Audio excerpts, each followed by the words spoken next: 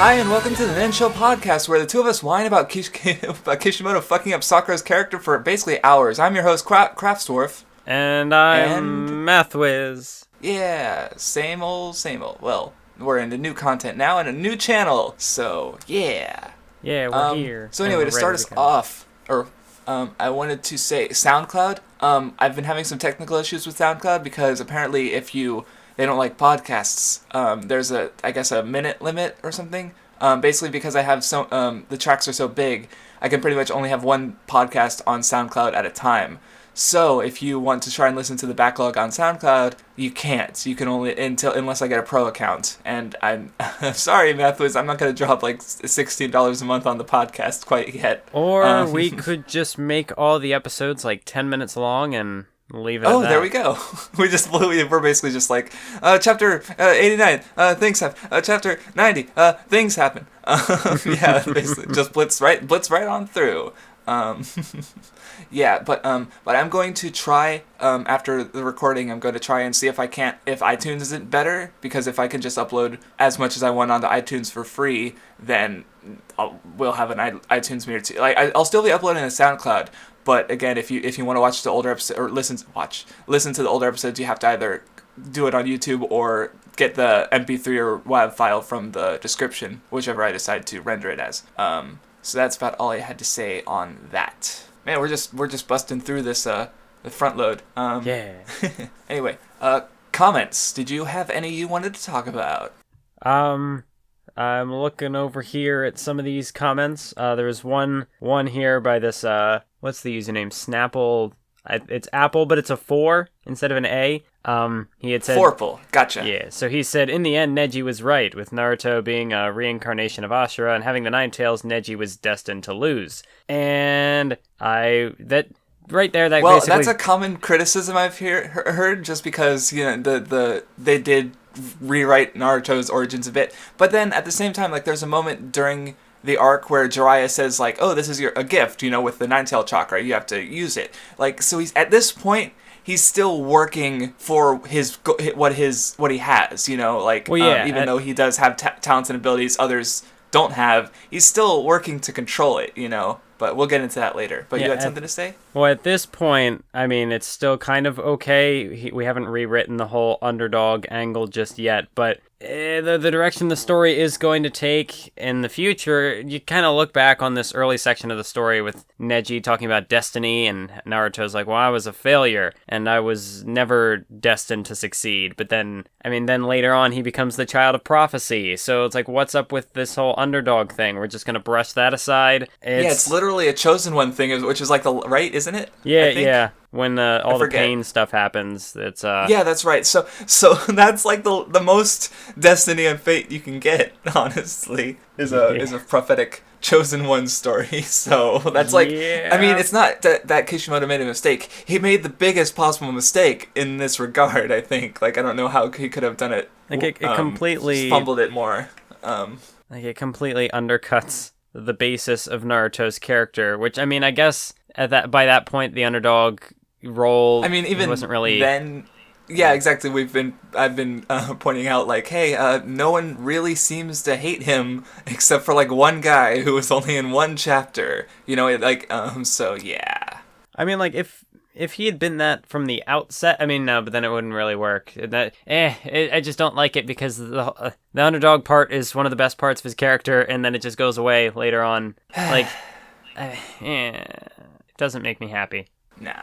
I mean, yeah, because it's such a, I mean, underdogs, it's an easy story, but that doesn't mean it can't be good or interesting. Like, it's so pervasive, you know, like, it's always the rebels against the evil empire, the lonely humans against the great alien invaders, you know, stuff. It's always the underdog, and that can make for interesting and good stories, you know, because there's always that tension.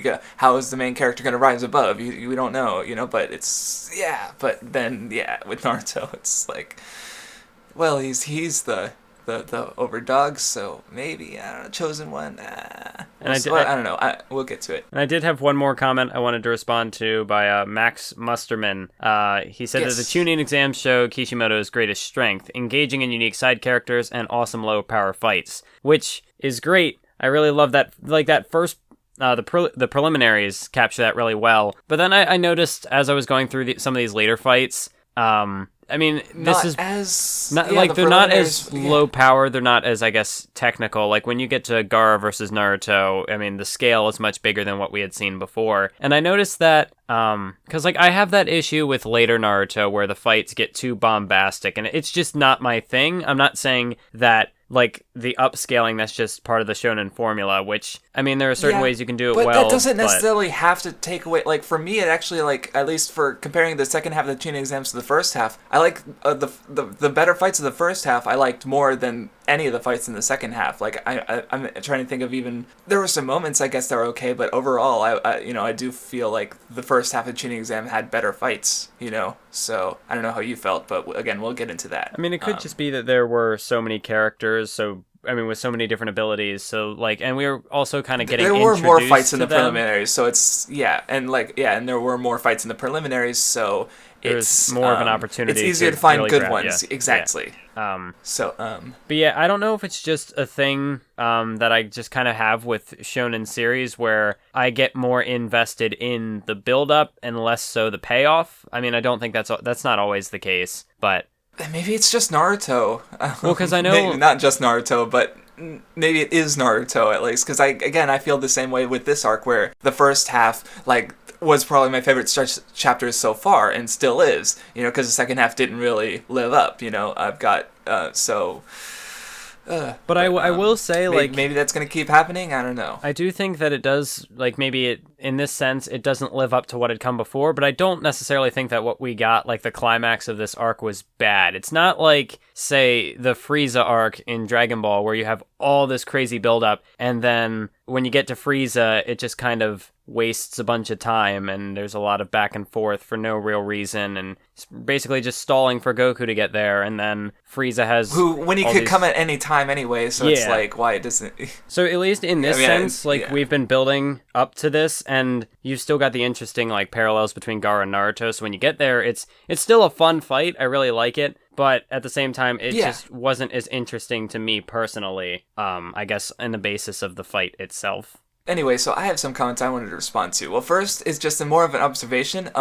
Lockjaw posted his controversial opinion, where his Chunin Exams greater than Hunter Exams greater than Sports Festival from My Hero Academia greater than Grand Magical Game from Fairy Tail, and it started this 24 comment long reply chain, which was initially incited by our comparing of Hunter x Hunter to Naruto. So, like, I didn't think about that when we started the podcast, but because shonen series are so popular, there's definitely a bit of rivalry, much of which was I experienced, especially in high school with what I liked One Piece better, but everyone liked Naruto better, and One Piece was mostly known for the 4Kids dub. So so I was pretty defensive about One Piece. Let's just say that. But yeah, it's just this. Yeah, so we're probably going to be dealing with some of that, more of that rivalry as we go. You know, as we put our thoughts to page or podcast rather. You know, people will be like, "Well, I disagree. Well, I agree." And then, so yeah, this is not going to be the first. I hope it's not the first time we get a 24 comment chain. That shit's funny as hell. And I mean, it didn't have, like I said, it didn't have anything specific to say, but yeah. In that sense, like, for certain arcs, it's kind of like comparing apples to oranges, though, because, like... Yeah. What like, the Hunter exam and the Chunin exam are very similar, but they're also setting out to accomplish different things. So, right. You can still compare them as, like, a tournament arc, so to say, you know, like, going through and trimming the fat and figuring out who's the cream of the crop, but like what they try to accomplish thematically and what they're trying to, like, what destinations they're going for with the characters, I think are completely different. Yeah, like, I'm trying to even set the Grand Magical Games against this. I'm like, well, I mean, I guess it's actually more similar to the Tuning Exams in that they both, like, sort of drop off and become serious or have a more plot bent later in the, you know, with the sound invasion. But of course, and Naruto definitely does better. But yeah, but it's like, yeah, they're different. But I guess pretty much the only focus is, like, I guess I would say mini games, so to speak, where they have little events and conflicts that aren't fighting focused. You know, like the test, the cheating test, and the badges in Hunter x Hunter and the endurance run, stuff like that, where the conflict isn't on fighting, but there's still a conflict, you know. So I guess that's where the similarity lies. But again, there's as seen, we could do so much with it. So yeah. But anyway, another one I wanted to point out. I think the interview that you mentioned it to me because I think Sasuke and Shoto fan linked it in one of the comment chains. Yes. And well, like one I think the reason he was bringing it up is because the Chunin Exams, even though it's I'm not at least we've considered it Kishimoto's best arc in the series. Like again, if you go out in a larger scope, a lot of people like the Zabuza arc too. But Kishimoto didn't intend to do the Chunin Exams. The arc of the story was going to be more mission focused, where like they'd go on a mission, they'd go to a place, they'd do a thing, probably, and then they'd do another. It almost episodic, I would say. And that was how he originally planned the story to go out. And I don't know if that would have been better. Like maybe having more, like some people were saying that having more of it would have sold the bond between Naruto and Sasuke better. Exactly. And such, or yeah, they're definitely, which I can agree with. Yeah, but I'm not. I can't say. Would he be like again? The Zabuza arc was only fine. It wasn't a great arc. Like would he have been able to do better? Maybe he would have been done better with the format had he had more time. We can never say for sure whether it would have actually been better for the series. But then after the editors tell him to make a tournament arc, then they're like, okay, now we want you to end it early. Have this Orochimaru guy come in and. Yeah, or they wanted a big villain, and it's like, jump editors, man, like, do this thing, actually stop doing this thing, and especially as he was getting into it, he was like, yeah, Chunin Exams, they're like, okay, stop. Like, god damn it. I mean, he got enough out of it, I think, like, what would have, like, how would the Chunin Exams have gone? Like, okay, Sasuke and Gaara would have ended, actually, and then someone would have fought Naruto, and then what would the final fucking encounter have been? Like, the hype would have been in that semifinal match, right? It's possible that he structured the brackets that way because he already knew that he was going to be ending it early, because, like, he had already introduced Orochimaru, so maybe he would have worked things differently. But I know because the finals obviously would have had Naruto versus Gaara or probably Gaara, I would say, just like in the actual arc. Yeah. But it's at the same time it's hard to imagine Sasuke losing, especially after training so much. But yeah. Well, we're getting through most of our discussion right now. Well, the other thing, another interesting thing from that interview was that when Kishimoto talked about how he would have like done the Chunin Exams, and he said that he might have had Shikamaru win, or like he wanted to have him win. Which I thought was really interesting. Okay. Yeah, like if he hadn't been told to end it early, there was something along the lines of he was considering Shikamaru to be the winner, which I think you can definitely see that come out during his fight with Temari and just because what I was gonna say, because wasn't he promoted to Chunin during the Sasuke retrieval arc? Yeah, he's the only one who gets promoted to Chunin. Right. So in a way, he did win, just even though he didn't win the fights. So you could argue that. So maybe that was his compromise. Because I guess the idea would have been his smartness would have put. I mean, it's interesting to imagine him beating Naruto and Sasuke or Gaara. It's like, wait, how? Like, okay. I do think, like, even if that's what he was gonna try to do, I think this was a really cool compromise where he kind of gets to have Shikamaru kind of win. In a sense that he's the only one who becomes Chunin, but then also he gets to like interrupt the tournament and take it in this completely different direction. Yeah. So he gets to appease the jump editors and also give Shikamaru the spotlight. Do what he wants, yeah. So which is the compromise, which is necessary when it comes to stuff like this, But so anyway, next comment I wanted to talk about.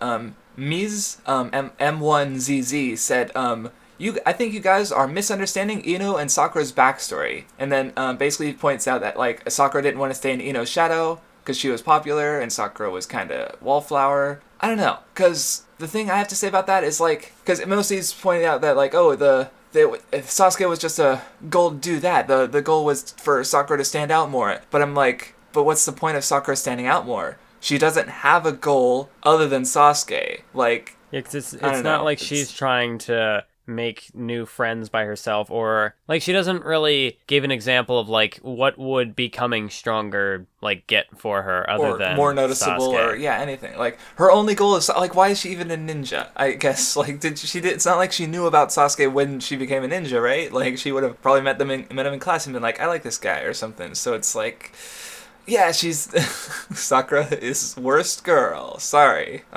Which is proven later in the popularity poll. I don't know if you saw it. Oh in my your god, that version. popularity poll. The fucking tadpole. The fucking tadpole scored higher than some of actual characters. And I don't... Like, the tadpole part really kind of got me because that was just a meme. But then also, Gamabunta, the giant toad, he was like 9th. He was ahead of like Shikamaru and Kiba and Shino. He's ahead of all these really cool actual characters. I mean, like, cool for Gamabunta. He's not like a slave animal or anything. He's got some sass to him. I think the weirdest one for me was the proctor or the guy overlooking the preliminaries, Gecko Hayate or something like that. He was like 9th or something like that. Or maybe I forget. Or maybe he was way high for a character who like barely did anything, and Sakura was like 14th. 14th! Sakura was really low. Like, hold on, who scored above her? I think Haku and Zabuza did, even though they haven't shown up in a million years. And haven't done it. They're dead. They're dead. Hold on, where's... Oh yeah, Gamabunta scored above her, and Minato, the 4th Hokage, scored above her, even though we just saw his face. Like, that's it. That's all that propelled him to popularity. We saw his face. A face is more popular than Sakura at this point. Like, god damn. No. Oh, man. Jump fans, what are you doing? I mean, at least Naruto scored... Like, Sasuke was... I think it was, like, 3 Kakashi, 2 Sasuke, and 1 Naruto last time. And this time it was, like, 1 Kakashi, 2 Naruto. Like, Sasuke got lowered down, I think. Kakashi's super popular. Yeah, in the first poll, I think Kakashi was number 1. This time, Naruto had him beat by 1 spot. Wait. I think you're right. Yeah. I'm not looking at it right now. I'm trying to remember. Yeah, but Kakashi's still up there. Oh, man, that fucking popularity poll, though. Oh, God. Oh, man. So, yeah, rest in peace, Sakura. But the minute I saw that Gamabunta was in the top 10, I died. Because he's a plot device. He's cool. Like, I love the idea of, like, okay, he's a giant toad. Okay, he's got clothes, sure. Scars, whatever. Oh, he's got a sword? Fuck! Yeah! Like, that's where he goes to, like, awesome in my book. Because it's just, like, because animals in clothes, you could put a shirt on a dog. It's a fucking dog. It's going to be like, okay, you give a dog a sword, it can't do shit. So, you got this ninja toad with the giant fucking sword. I'm like... Yeah, that's pretty cool. But that's not top 10 character material. It's just kind of cool. He's a plot device. What does he do other than be summoned and fight the Jinchuriki? Like, I mean, at least he has some personality. He does have personality, to him. But he's not top 10 characters in the series personality. Oh, man, that fucking poll, man. Oh, boy. Anyway, I did have one more comment. Sasuke and Shoto fan again. I mean, okay, this is going to be funny, because he says, like, in the first video, the other guy, me, was too hesitant with Sasuke, despite him easily being not only a great character, but also the best character in the series. And I'm like, and he's like, and I guess he wants me to come around on that. You're very optimistic. Because here's the thing, because I've been following the series even when I wasn't reading it, and Sasuke's, like, at a lot of times, Sasuke was basically a giant meme. Like, funny, and maybe, I'm not saying I'm going to assume he's a meme the whole way through. Maybe I'll agree that he's a good character. But especially because this guy seems to have a type of character, because Shoto, I believe, judging by his avatar, that's Todoroki, right? From My Hero Academia, I think? Yes. Or no? Yep, Shoto is Todoroki. Okay, I wasn't sure. So yeah, this guy clearly has a type of character he likes, like, because I would honestly, like, some people are like, oh, Bakugo, he's like the Sasuke of Hero Academia. I'm like, no, Todoroki's the closer one, I'd say. I mean, if you want to talk about parallels between Todoroki and this arc, the fight between Deku and Todoroki is literally Naruto versus Neji. Like, at least as far as, like, what it represents, like, it's an ideological battle. Yeah, Neji is closer to Sasuke than Bakugo, so it's like, yeah. Yeah, I compared Bakugo to Sasuke in my My Hero Academia video that shall not be mentioned because I got the spoiler wrong. But yeah, and everyone's like, no, Bakugo is Vegeta. Why are you comparing him to Sasuke? But, like, I feel like... Yeah, I mean, because they're rival... There's, like, a hot-headed rival character and a cool-headed rival character, And I would say Sasuke is the cool-headed one, and Bakugo and Vegeta are hot-headed ones, Todoroki's not as much as a rival as those guys, but at least in that one fight, I'd say it's fair, But my point was, this guy has a type of character he likes, so I understand why he likes Sasuke. I don't necessarily like that type of character. Not that we'll see how much I appreciate Sasuke, but it's really... this is not the point of the series where I can really talk about Sasuke, because a lot of the issues and controversies around Sasuke come in later, after he's fallen to the dark side, after he's like, nothing personnel, kid, or you can't understand my darkness, and all those are the memes that I can't. I have a hard time separating from Sasuke. So again, we'll see what happens. But yeah, no, I kind of have not necessarily the opposite opinion as you, because I can definitely see flaws in his character. But I'm of the opinion where, well, I mean, I used to hate Sasuke, but now I think, you know what, he's actually a pretty solid character, which I made that video about. Okay. So I mean, he does get redeemed in the end, but the question is like, how was he? Like, because he does do so much shit. It's like, is it fully justified? Is his redemption justified? Let's talk about what Sasuke does in this section of the story, and that is basically nothing.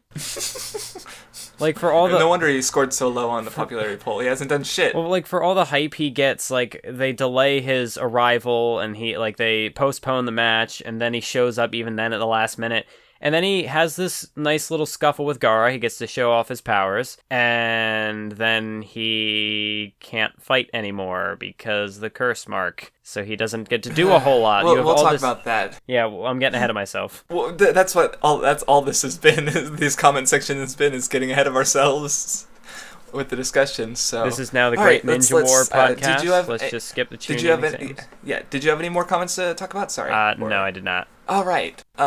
So let's talk about the actual series from where we were, because it starts out with Orochimaru and Kabuto, and they're talking, I guess, about their plans. Because one note I wrote down is that I wasn't sure what Orochimaru's motive was, and it turns out that's because he doesn't actually have one.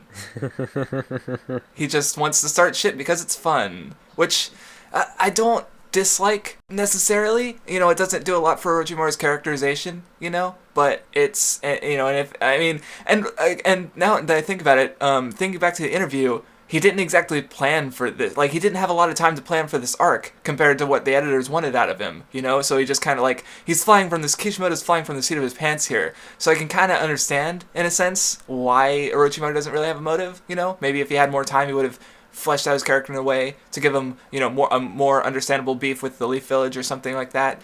But so I can kind of understand. It doesn't help his characterization. What I really like about the introduction of Orochimaru, like, he doesn't really have much of a motivation, as you just said, but I really like how the three legendary shinobi, the Sannin, I don't know if they've been referred to them as that yet, but I think they have. Yeah, but they have been. Go on. This has been getting set up now. Or not at this point, no, but later. Yeah, sorry. Yeah, but at this point, right now, like, it's getting set up, like, I think even before Jiraiya shows up, it is stated that Orochimaru is part of the three legendary ninja, and then Jiraiya shows up, and it's like, oh, okay, so we're actually getting some foreshadowing to what's going to happen later. So it's not like he's completely directionless. Yeah, I mean, he has these characters in mind, but it's also about, like, when is he going to incorporate them, you know? So he has like, one thing I was a little iffy on was the 5-pronged seal, because, like, it hit, you know, Orochimaru uses it against Naruto, and it's kind of show off how, like, Orochimaru just, boom, he seals up Naruto's fox chakra, and it's like, oh, okay, this guy knows a lot. He's knowledgeable, he's strong, you know, so it's used to build up Orochimaru. But it really doesn't come into play because Naruto never, like, he's not having problems controlling his chakra now, even though he's, you know, most of it's been, because he doesn't rely on it a lot, you know. There was never a point that he really needed to rely on it, and then Jiraiya shows up and he undoes the seal, so it's like, the seal itself doesn't really come into play, but it is used to show that, you know, show how tough Orochimaru is, and then show that Jiraiya is on his level, you know, further foreshadowing that he's a Sannin before we actually are directly told that he is, you know, Jiraiya. Yeah, we are told that Naruto's chakra is pretty unstable, as we see during his training, but there's no, like, actual, real, tangible effects of that, other than, oh, he falls in the hot spring a couple times. Because... Right, and then it's immediately, you know, dealt with right after that. So, like, it's not like he was having chakra troubles while fighting Kiba or something like that, you know? It was negligible. Yeah, but if you want to talk about motivations, what the heck was up with Kabuto during this scene? Because, like, he's Orochimaru's right-hand man, and so far we've seen that he's very clearly supporting this guy, but then Orochimaru's like, yo, if you want to kill Sasuke, now's your only chance, if you want to stop me, and it's like, wait, what? I thought you were working together. What is this secret hidden motivation that Kabuto has that we've never seen before? I feel like I don't know if this was just meaning to like build tension, because like I don't get it, because I know when Kakashi shows up, Kabuto kind of looks like he's going to kill Sasuke, but you could argue that later on he says, well, I intentionally got found out that I was a spy. I revealed myself. So you could say that, like, he was pretending that he was going to kill Sasuke just to reveal to Kakashi that he was a spy, because he likes playing those kind of mind games. But even then, you have the scene building up to it with Orochimaru, so it makes me question, is Kabuto actually on this guy's side or not? Well, clearly he is, because later on for a good stretch of the story yet, he's going to be right by Orochimaru, and he never really betrays him. So what was the point? Why introduce this? Yeah, and even like when he's like standing over Sasuke, he's like, oh yeah, this kid will serve Orochimaru's purposes nicely. But then he's like, so I'm going to, like, I don't... I mean, I really don't know what the point of this was. Like, cause I hadn't thought about that. I was just sort of like, yeah, this is happening. I mean, we do get a little, like, I guess maybe it was to force the conflict between Kakashi and Kabuto to show, because Kabuto does some tricky stuff, and Kakashi knows about him a bit, like, his back, like, he points out, oh, you're the son of a ninja doctor, so, but then, was this really the best way to do it if it's creating so many, like character-ish, like, because again, I guess this is part of the issue with Orochimaru not having any motivation, like, what's Kabuto's motivation? He's following Orochimaru, but also kind of not, like, yeah, I don't get it. Yeah, because up till this point, like, you get the big reveal that he's working for Orochimaru, but then now it's I feel like it might be an attempt to add more nuance to his character, but it just kind of feels sloppy, because now it makes his character feel inconsistent. Is he helping Orochimaru, or is he just a prisoner of Orochimaru? Does he want something more for himself? Like, what is the goal here? Because he doesn't end up killing Sasuke, he just lets it go, and he goes back to being Orochimaru's right-hand man as if nothing happened. So why? Yeah, it's like... It's and then, because Orochimaru even says, like, oh, he might kill Sasuke, but it's like, why would Orochimaru, like, want... And why? Like, he's not even, like, I don't, we must admit, like, there's gotta be something we missed, right? But you've gone through this story, this is your second time through, or first time reading it, but, you've watched it before, so, I don't know, man. I just don't know. Yeah. To the wiki, no, we'll move along. Maybe someone in the comments will have a stunning analysis of Kabuto's character, that will right all the wrongs. This character's too deep for us. Two YouTube analysts, and we're just like, what the fuck's going on? Yeah, what's happening? It just leaves me confused. Kishimoto's too brilliant a storyteller. I will say, oh man, going back a little bit, in chapter 89, when Kakashi's when Naruto wants Kakashi to train him, and Kakashi's like, well, I gotta train Sasuke, you have too much potential for me. I really like the reintroduction of Ebisu, Konohamaru's sensei, how he just shows up, and it's like, oh, it's that gag character, but he's actually a really cool, like, he's an elite trainer, so, like, he's actually credible, and I feel like he actually knows what he's doing, despite the fact that he was completely... He immediately gets blown the fuck out by Jiraiya. Yeah, but at least, like, when he did come back, I know, like, he was just a gag villain in, like, that well, not really a villain, but an antagonist, sort of. Yes. In chapter 2 or whatever. But I do like how Kishimoto was able to bring him back, and I actually felt like, oh, Ebisu knows what he's doing. He might actually be a good teacher. So, like, he at least feels a bit credible before Jiraiya completely knocks him out of the picture. Well, yeah, and part of it is, like, because Kakashi's like, okay, wood tree climbing training, and then Ebisu does, like, he says, okay, Ebisu he's a better teacher than me, and sure enough, Ebisu's water walking training, which is even tougher than tree climbing training, so, it shows, like, immediately that he's, a strong teacher. Though at the same time, you also have him pointing out that in some ways Naruto is a better teacher than him, because Naruto gave Konohamaru a very valuable lesson, and so which has helped Ebisu acknowledge Naruto. But he's blown out, but it's not to the point that it's like he's a complete gag character, just mostly. Just mostly, yeah. On the topic of the water training, as far as, like, these people are ninjas, so the whole, like, walking on water thing, it's a really cool way to train to, like, it's just a really cool ability that these characters have. Just it's I think it's like a ninja lore thing. It's like, I don't know where I was going with that, but, like, yeah, it's cool. Characters walking on water. It's really neat. I like it. Yeah, well, it makes sense for maneuvering, and then, of course, like, later on, there's the fight between Naruto and Sasuke where they're fighting on the water. It's pretty cool. I think you know? maybe this might be part of the reason why I think maybe the payoffs aren't quite as exciting for me as the build-up, because I really like how, at least to this point in the series, Kishimoto has done a very good job at coming up with creative training methods. Like the tree climbing was really cool, and then the walking on water seems like a very natural extension of that. And then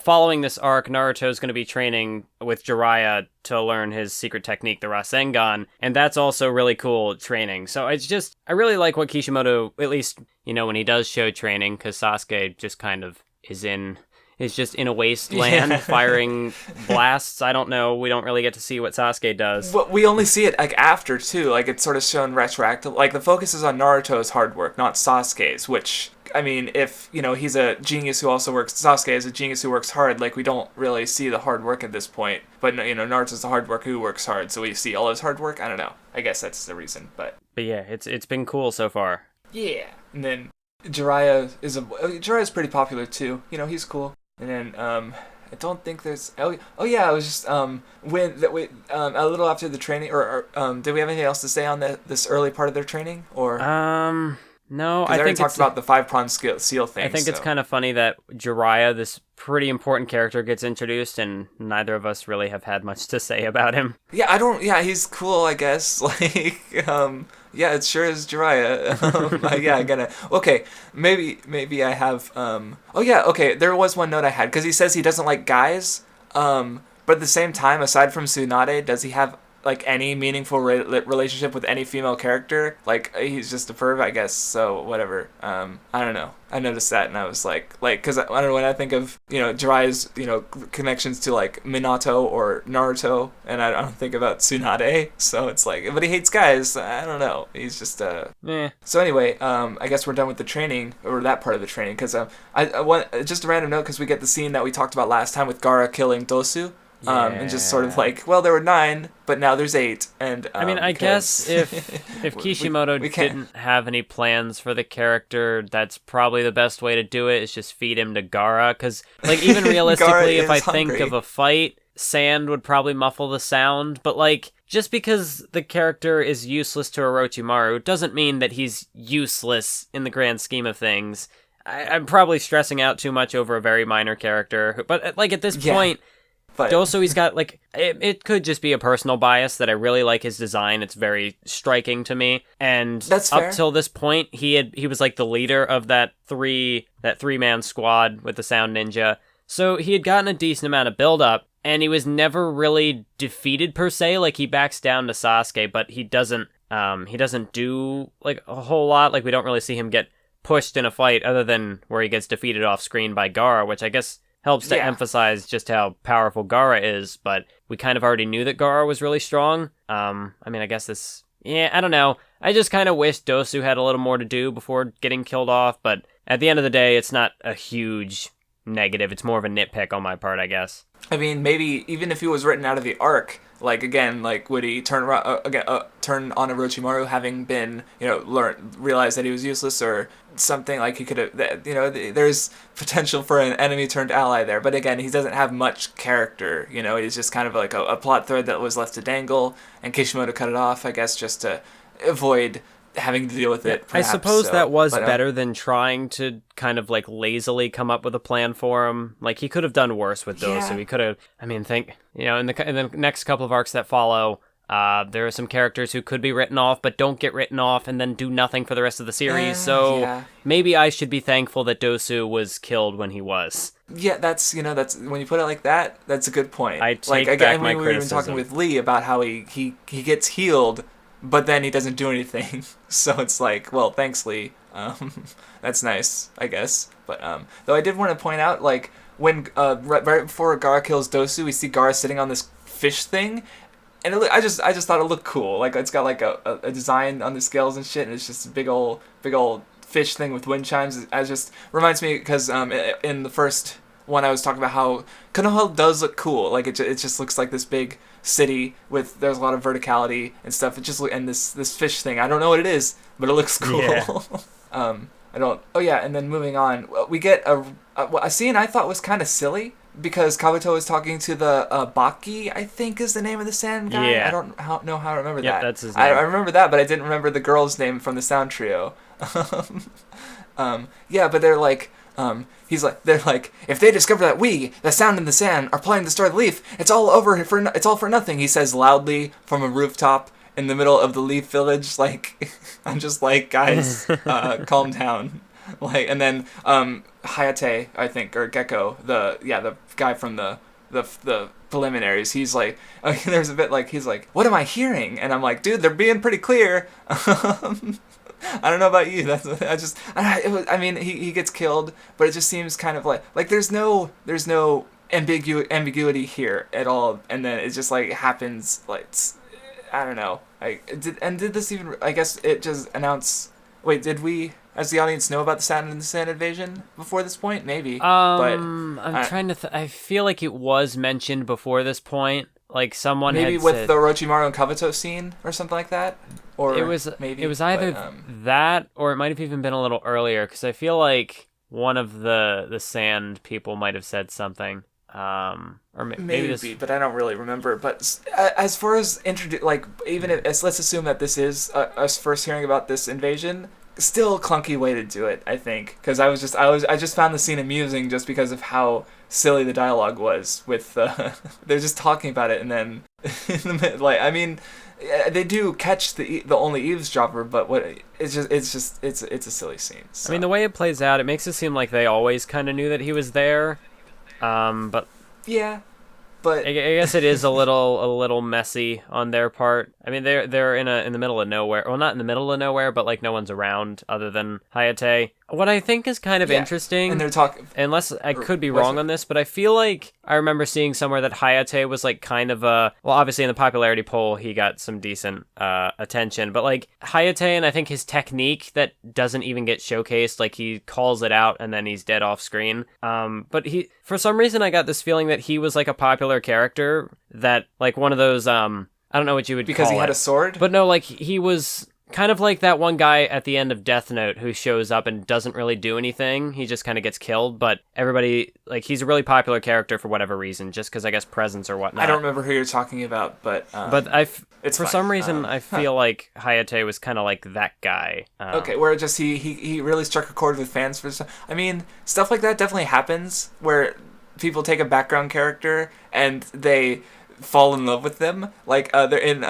The one I just thought about was in Madoka Magica. There's a scene in the classroom where everyone is on their laptops except for one girl, and so she doesn't even have a face, like, because it's a zoomed out shot, so they didn't draw her face. But so she doesn't have a laptop, so everyone she's poor, so she's the poor girl, poor Chan, or so she's just there's like a bunch of fan art of her, and all she is like a normal character with brown hair, and just because she didn't have a laptop, so it's like this guy, I don't know, maybe it's because this guy has a sword and swords are cool. Because like you said, he has his own name technique, and he gets a compliment from the enemy, and then he gets killed. So, and maybe he has some good lines that I don't remember during the preliminaries. And he's got a distinct design, I guess, with his bags under his eyes. So there's more there's enough factors to give him something, I guess. But at the same time, you could almost argue that about anything, maybe. Yeah, I mean, a lot of the characters in Naruto have really good designs, at least at this point. I mean, like very distinct. You could tell. Yeah. Yeah. But yeah, it's an interesting line. But yeah. Anyway, did I have anything else to say on that? No, I didn't really have much to say on it. Hayate was never really a big character that stood out to me. I guess him dying to make these guys look even stronger is okay. I thought maybe that the in-between exams part would stand out to me a little more, but it's kind of just like yeah, it's like it's training and then boom, it's a month passed already. That's how it felt to me. Is like, wait, the exams are starting already? Like, was that really a month? That's how I felt. Yeah, and then we mostly only focus on Naruto. Like, we do get these scenes to kind of advance the plot, and then we get Gaara killing off Dosu, and then you get, actually I'm wrong, because there is one scene in the hospital that's really that's really good. Oh, yeah, that's true. But even before we get to that, before Naruto actually ends up in the hospital, there's the scene with Jiraiya where he throws him off the cliff, and he's like, hey, if you want to figure out this summoning technique, you better save your life, because otherwise you're going to die. And, I mean, this was after, 3 weeks of him training the old-fashioned way and not getting it. So then you get the scene where Naruto, he's in his mind, and you get the first shot of that, Yes, the nine-tailed fox. Yeah, and that whole,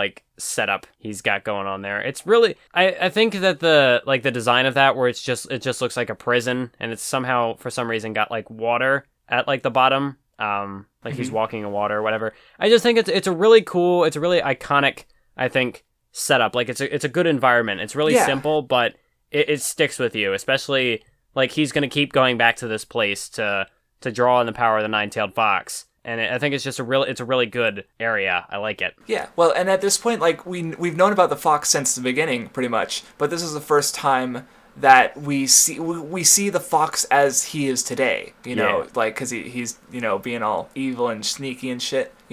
So it's definitely a memorable bit. But, and it is. You did jump ahead a bit though, because I think I had some other things to say on the building up to that. But we can finish this thought first. I thought I'd okay. But I just think it is kind of interesting. We do find out that the nine-tailed fox would die if Naruto dies, but the fact that Jiraiya just kind of throws him off a cliff, I mean, I would assume that he knows that, but my first thought before that was explained was wait, if he's throwing Naruto off this cliff, is that going to release the nine-tailed fox? But they do explain it away, so I just think that would have been interesting if that was not the case. Because then Jiraiya would have looked like a complete idiot. Or if Naruto just dies. Yeah, if Naruto just dies. The series is over. It's what would Jiraiya do then? He's like, oops. He just leaves. He just leaves, runs from the Leaf Village. So I hope no one realizes that I just killed the main character. Something silly like that.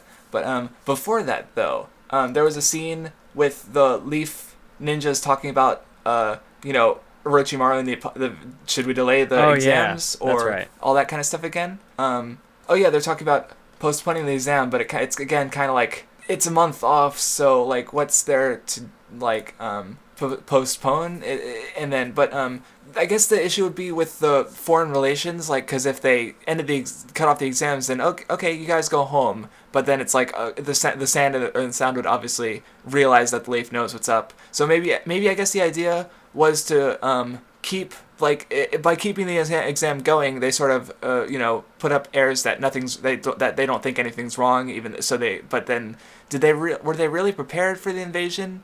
I don't know, but because keeping your enemy in plain sight is better than having them, forcing them away, giving them opportunity to do something sneakier, I guess. But that's not really how it's addressed. Yeah, I mean, later on when they do launch their attack, it's the Leaf are very clearly they're prepared, they're ready for this invasion, they know something's up. Yeah. They just, I guess, didn't know who, or maybe they had suspicions but not confirmation. So, I mean, they were prepared. They were ready for this. Yeah, that's true. Because you're right. Because they were. These notes were from before we got to that part. So yeah, that's true. Yeah, I guess they were. Yeah, they were prepared in that way. So yeah, okay, that's fair then. It makes sense to not draw attention to the fact that they're prepared.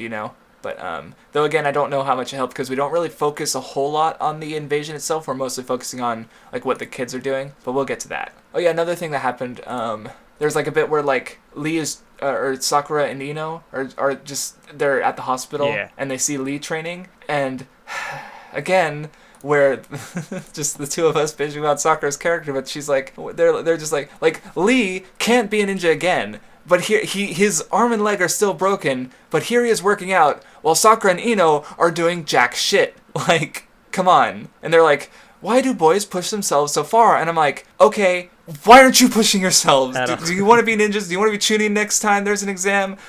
It's just I mean, they're not exactly doing much. I was come on, you two, try harder. Yeah, I know that they were. Give me a reason to like you, Sakura, please. I want a reason. This arc, I'm sorry. or at least this section, they do kind of give you a bit of a reason to like Sakura because I mean, they were going there to the hospital to see Sasuke, of course. And when Sakura shows up to Ino's flower shop and gets a flower, and it's oh, is that for Sasuke? She's yeah. Oh, that's right. But then she gets one for Lee as well, which was a nice little touch. It does kind of. I mean, we haven't forgotten that Sakura is grateful to Lee for helping her. Yeah. It's just, if anything, it's too bad that. But she could also be grateful by training so that Lee doesn't have to save her again. Just throwing that out there. Yeah, that's a good point. I guess Sakura would start training after the exams. She doesn't wanna. I don't know. I'm trying to defend her, but I can't. Like, she's not doing anything this whole month except for waiting on Sasuke. Like, she could be training. She could be. That would have helped so much because she researching into everyone's opponents or something. Like, Sasuke's gonna fight Gaara. Maybe she could snoop around a bit. Okay, which would probably get her killed considering the sand at this point, but. You know. But then, like, Sakura does end up getting into a bad situation later in the arc. So, like, if she had been training, maybe she could have been more effective. Probably not, though. Yeah, but she could have done something. I'm trying to play devil's advocate if I can, but it's I can't. I'm not the guy to do this. Maybe one day. Anyway, I guess, it goes on a bit, and we got a first look at the fourth Hokage. Oh yeah, and the third pops a million death flags by going to the class, and he's like, I treasure everyone in the village. Neruku's talking about him in the past tense, like he's already dead. Like, I'm just like, man, there's so many death flags. It's just kind of, I just found it amusing, especially because I already knew that, the spoilers, the third Hokage dies. But that scene, it's good. It's a good way to keep kind of like building into, I guess, what the Hokage is supposed to be and how everyone is family. Yeah. But it also does kind of give you those hints, like, what's happening with this guy? I have some criticisms about that, but I think I wrote them down later because it's very, at least, it's clear about his sacrifice didn't come from nowhere. Like it's there's a meaningful build up to that. It's a fine scene, but is there? And it so then now we've caught up to earlier where Jiraiya pushes Naruto off. Though it cuts away from that because there's a scene of Baki talking to the Kazekage, who's actually Orochimaru in disguise, apparently. So what I don't understand is because Orochimaru seems to kind of be everywhere at once. I mean, this is over the course of a whole month, so he could do it. But actually, never mind. Yeah, this is over the course of a month. Forget it. Yeah. So, but at the same time, he seems to be acting like he's, or like, was he? He's like maybe it is the actual Kazekage, and Orochimaru only disguises him for the tournament because we don't see his face at all. When during the tournament, Orochimaru's got a mask over, a veil over half his face. So it's not really clear. Maybe there's something here that tells me that this is the Kazekage and not Orochimaru, or vice versa. But I'm not sure. I remember because again, at this point, we're definitely supposed to think it's the Kazekage, but because of the Orochimaru thing later, I don't know. It throws everything into whack. I think it's gotta be because Baki. Why would Orochimaru be pretending to be the Kazekage here of all places? They're supposed to be allies. It's just such a weird moment. Well, because then the question could be, the whole Sand Alliance with the Sound did Orochimaru take out the Kazekage beforehand and he kind of orchestrated this whole plan himself, or was he working with the Kazekage and then, because this might have been an anime only thing. All I remember is that Gaara becomes the what's I was going to say this anime only thing? Okay. Maybe. Actually, no, maybe it shows up later in the series, and that's why I definitely didn't read it in the manga yet. But I know at one point it's shown that the Kazekage is dead, that somebody took him out, and that seems to be Orochimaru because he impersonates him. That would be okay. But it wasn't shown at this point in the story, so maybe it was later, and that's why Gaara ends up becoming the Kazekage later, is because his father's dead. That's what, because I think I think this is the third Kazekage, or it would be, and Gaara's the fourth Kazekage. I'm right. I think that's how that works, because otherwise the other Kazekage would have, if there was one in between, he would have had to die also, which... Yeah, that's the thing. So it's was there another Kazekage for a brief period over the time skip before Gaara? When did Gaara become Kazekage? Is relative to the death of the previous so it's a little, we'll have to get there, I guess, but I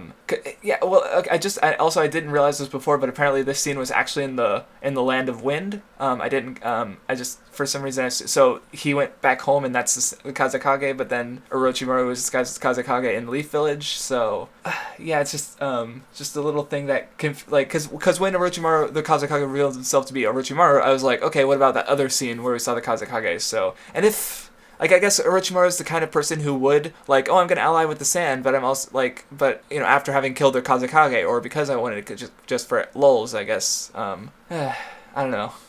This is, again, the problem with having a character with, like, no motivation, because if they can do anything, then that's just cheap. Yeah. You know? Yeah. I don't know. I think maybe more of, like, the explanation with what happens here comes in, like, later on, maybe in the next arc, because right now But though this scene did give some, it did give some good world building. Yeah. Like, we know why the Land of Wind, or the, Sunaga Kakure is seeking war, because, you know, they want... You know, they want to justify, they need, you know, missions, so they do war. You know, it makes sense for business, basically. And then, though, that did a little contradict, or maybe it's just because maybe the Sand Village and the Leaf Village are in different states right now. Like, maybe the Leaf Village is getting enough work, because, you know, because I think they mentioned that, like, at least in the Land of Fire, the Land of Fire and the Leaf Village they're separate. The Leaf Village isn't subservient to the Land of Fire necessarily. They're allied because they're in the same country, but... They're their own institutes of power. I remember that being mentioned, and you know, and there are ninja missions that aren't war. So maybe the situation in the Land of Wind is different, which is why the Sand Village feels the need to start a war, so they can because they're like, oh, the daimyo of Wind is cutting our budget, so we need money, so we need to start war. Part of the issue was that the Sand guy, he was contracting some people from the Leaf doing the missions instead of his own, because I think something to do with, like, cutting their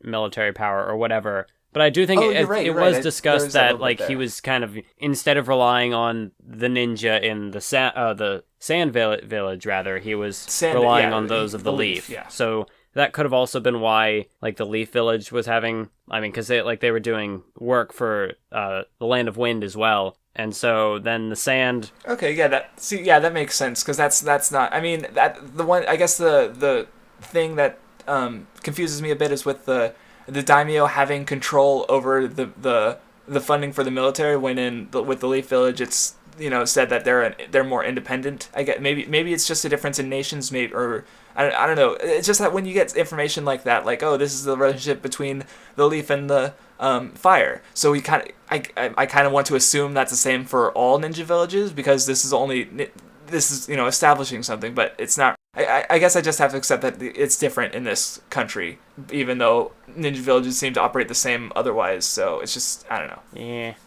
That's all you have to say, huh? Yeah, I didn't even remember this part.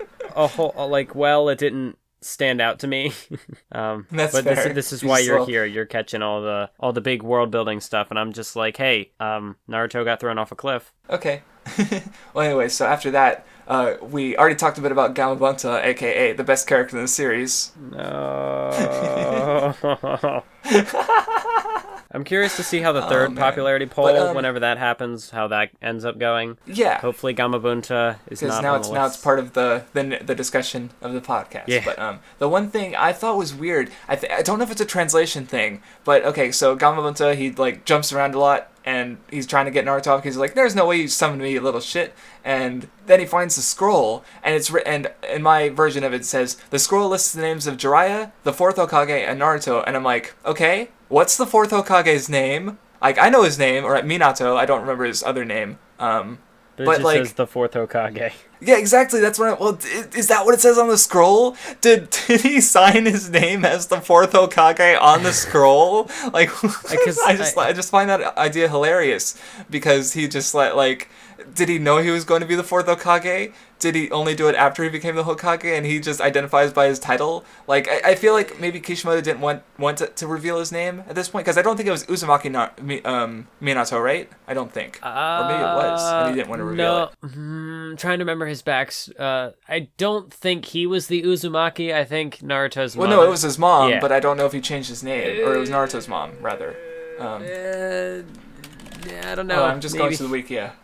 His full name is Namikaze Minato. So, like, why not write that on the scroll? You know, because like, or maybe he did, and they just didn't translate it. Maybe. That's the thing, is I can't exactly. But I do love the idea of, like, Kishimoto just, like, writing the 4th Hokage on the scroll just to make it clear who it was. Yeah. But at the same time, like, It's just a weird little moment I thought was funny. Yeah, because I definitely remember it saying the fourth Hokage, as opposed to his actual name. Yes, like just identifying himself by his rank. Okay, so anyway, after that, we get to that scene in the hospital you mentioned. Yeah. A good transition from the Gamabunta thing to the hospital, like the giant fucking Gamabunta handprint in the fucking stone. Yep. And, you know, it just leaves Naruto there. And it's like, yep, Naruto. So, there was what I thought was weird, because it's like, you got the fruit basket, you got Shikamaru talking to Naruto, then it cuts to Lee, and it looks like Gaara comes into Lee's place, and, like, maybe, was it supposed to be vague? Like, we're not supposed to be sure that Gaara's coming to Lee's place? Because there's no direct panel of the two in the same frame, but at the same, we know, but it turns out that Gaara is over Lee, because, what I thought was weird, because then it cuts to Choji, and it's like, oh, fruit basket, it seems randomly, and then it goes back to Gaara, and, like, I don't know what the fuck's going on, like, why show the Choji stuff, like, yeah. Maybe, I just don't understand. I think the fake out, because it was like Naruto and Shikamaru were going to go to Choji and, like, eat the fruit in front of him, so it's like, they're going there, but then they show up and stop Gaara instead. With Lee, okay, that makes sense. Because I was thinking about it from the sense, like, because I thought the tension was with Lee and Gaara, so I'm like, are you trying to disguise where Gaara is? But no, that's, okay, you're right. I definitely feel like, being stupid. Maybe it was just the way the panels were composed, but I feel like the anime did this scene better, where there's definitely a lot of build up to it. You could argue that maybe the anime kind of overdoes it a little bit, because I think Sakura's also looking for Naruto, and then, like, there's a lot of fake outs with doors, like who's going where, whereas here it's just which is kind of what's going on here, but it's like, it's so weird, like, I was so confused. But I feel like reason. in the manga there were a lot there, like, they still did the fake outs, but they didn't really do the build up. Like, you just kind of get a shot of Gaara walking into a room, but it's very clearly Lee's room. They just, I guess, maybe they didn't show them on the same thing together, like, but it didn't, like, it didn't even look like there was any real, like, in the anime, I can distinctly recall, like, someone opening a door and it's like, oh, this character is going to walk in and see this person, but no, they're actually somewhere else. And, but here it's just kind of like, okay, we're going to eat this fruit in front of Choji, and then Gaara walks into a room and there's Lee, and then Ino walks into a room with a basket and it's Choji, and then Naruto and Shikamaru just kind of find Gaara, and it's like, wait, how did we get here? I don't quite... Yeah, and, well, actually, now I think about it, like, did Ino just also get a fruit basket? Like, the exact same fruit basket? And she kind of shows up out of nowhere, too, which I guess is... Did she get the one from Naruto and Shikamaru somehow? And not, I didn't think about that before. So maybe Naruto and Shikamaru were going to Choji, and then they saw Gaara, and they saw Ino also, and were like, hey, this guy looks shady, and then they just handed her the fruit basket, and she... And there's, like, so little dialogue that the scene just kind of, like, you just kind of, like, maybe that's a huge difference between it and the anime, because there's no dialogue, you just sort of blow through it in the manga, so there's no time for it to build up. When the anime, they can control the pacing of it stronger. Like you say, they might have overdone it, but maybe that's because the manga underdid it. Yeah, because, like, even if there was there's no time to really, like, think even about if there was it, a honestly, little bit of dialogue to kind of give us an idea of what was going on, like maybe a shot of a character walking somewhere saying, like, hey, we're doing this, and then, like, you don't even have to say, like, oh, hey, there's Gaara, or anything like that, but just kind of show that they're traveling somewhere. Or just give some sort of... I feel like this needed a little more breathing room to kind of be as suspenseful as I think it was trying to be. It was just too fast. Yeah. But, because, again, it's not like... like you said, Naruto and Shikamaru just show up with Lee and Gaara, even though they were going to Choji's. Like, I guess they just happened to walk by and we're like, hey, stop that, dude. You know, like, don't do that. And then, then we get the actual scene, which... I imagine the scene you mentioned earlier because you said you liked the hospital scene. Yeah. The intro to it was a little messy, but the scene itself, I really liked it. How it fleshes out the parallels between Gaara and Naruto. How they both have this inner demon inside, or a monster, I think they called it. And they're hated because of it. Yeah. And Naruto's like, oh, like there's the and then we finally get some of Gaara's backstory, and was this where that panel was? No, that was later. I was thinking about the one with Naruto and the mirror. Like there's like a broken mirror. That's during the fight. Head against or something like that. Yeah. I'll find it. Well, I'm scrolling through the manga as we talk about it. So, what I really like about this scene is a number of things. But in this one, it's interesting how during the Land of Waves, when Naruto got scared, and then he's like, well, I'm never gonna run away again, or something like that. But then, like, in this scene, he feels like this super strong personal connection to Gaara. He's like, oh my god, that could have been me. And he completely freezes up. It completely terrifies him, because it's like in that sense... He's looking into a mirror. And I really, really like the parallel between these two. I think because this dynamic will be revisited later on, I guess at the start of part 2, as it's referred to as, after the time skip. And I just really like this dynamic between Naruto and Gaara, how Gaara, they're kind of the opposite sides of the spectrum, but they both have kind of the same origin, where they are this monster. They have similar backstories. Yeah, similar backstories. They're both but the difference springs from, where the people around them, basically. And it shows how just a few little changes along the way can really send you in completely different directions. Like Gaara, maybe he's kind of like an edgy character, in that he's like, oh, I need to kill to stay alive, but or to feel alive. But I really like the direction his character, like how he kind of became who he was. How, his father attempts to assassinate him, and he's just... Yeah, we'll get to his backstory later. I thought they'd talk about it in this scene. Well, it is kind of weird, though, how Gaara just kind of exposits his upbringing. He's like, yeah, I was born a monster, and this is why I am this way. What brought that? Oh, he's just trying to justify himself. Or I guess they asked, maybe, like, did no one ask what?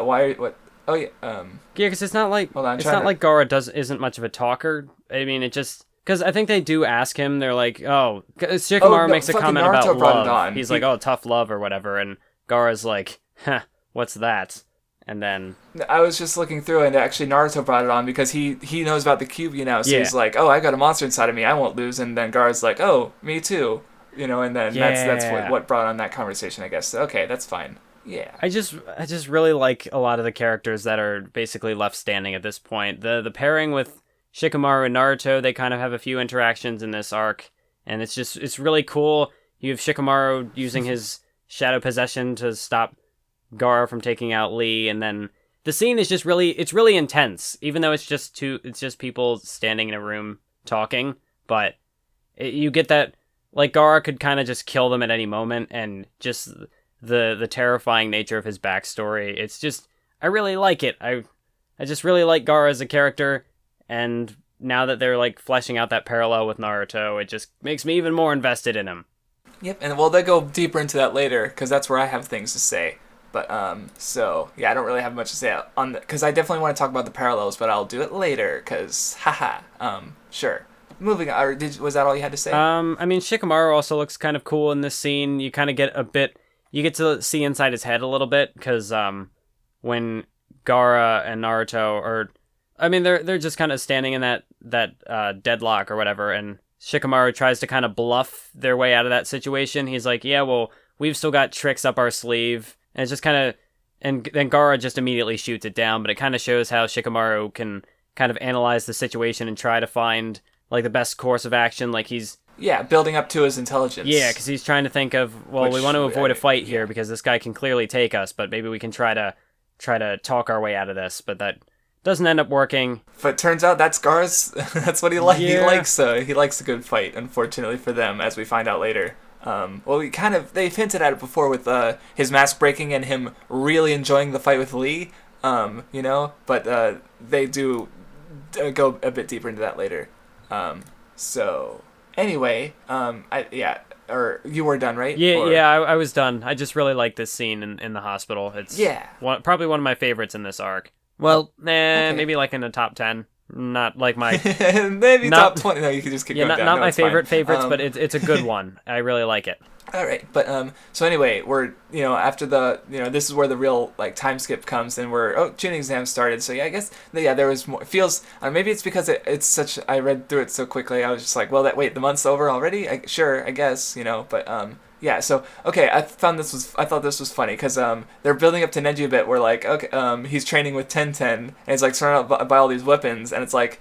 Is this supposed to build us up, make us think Neji's strong again? Because Tenten isn't really the best way to do it. She was defeated off screen. Tenten, like, you could pick any other character who was at least defeated on screen, and it would seem more credible than this. Yeah, it's like he's even like, let's call it a warm up because it's just 10-10. Yeah. Like she was trying her hardest to touch Neji and completely failed, and I'm just like and I just like looking at the panel of him surrounded by the weapons, I noticed that they're like none of them are within a few feet of him so they're foreshadowing towards his rotation technique, I guess, that he shows off. So yeah, that's cool. But again, like it's 10-10, so rest in peace.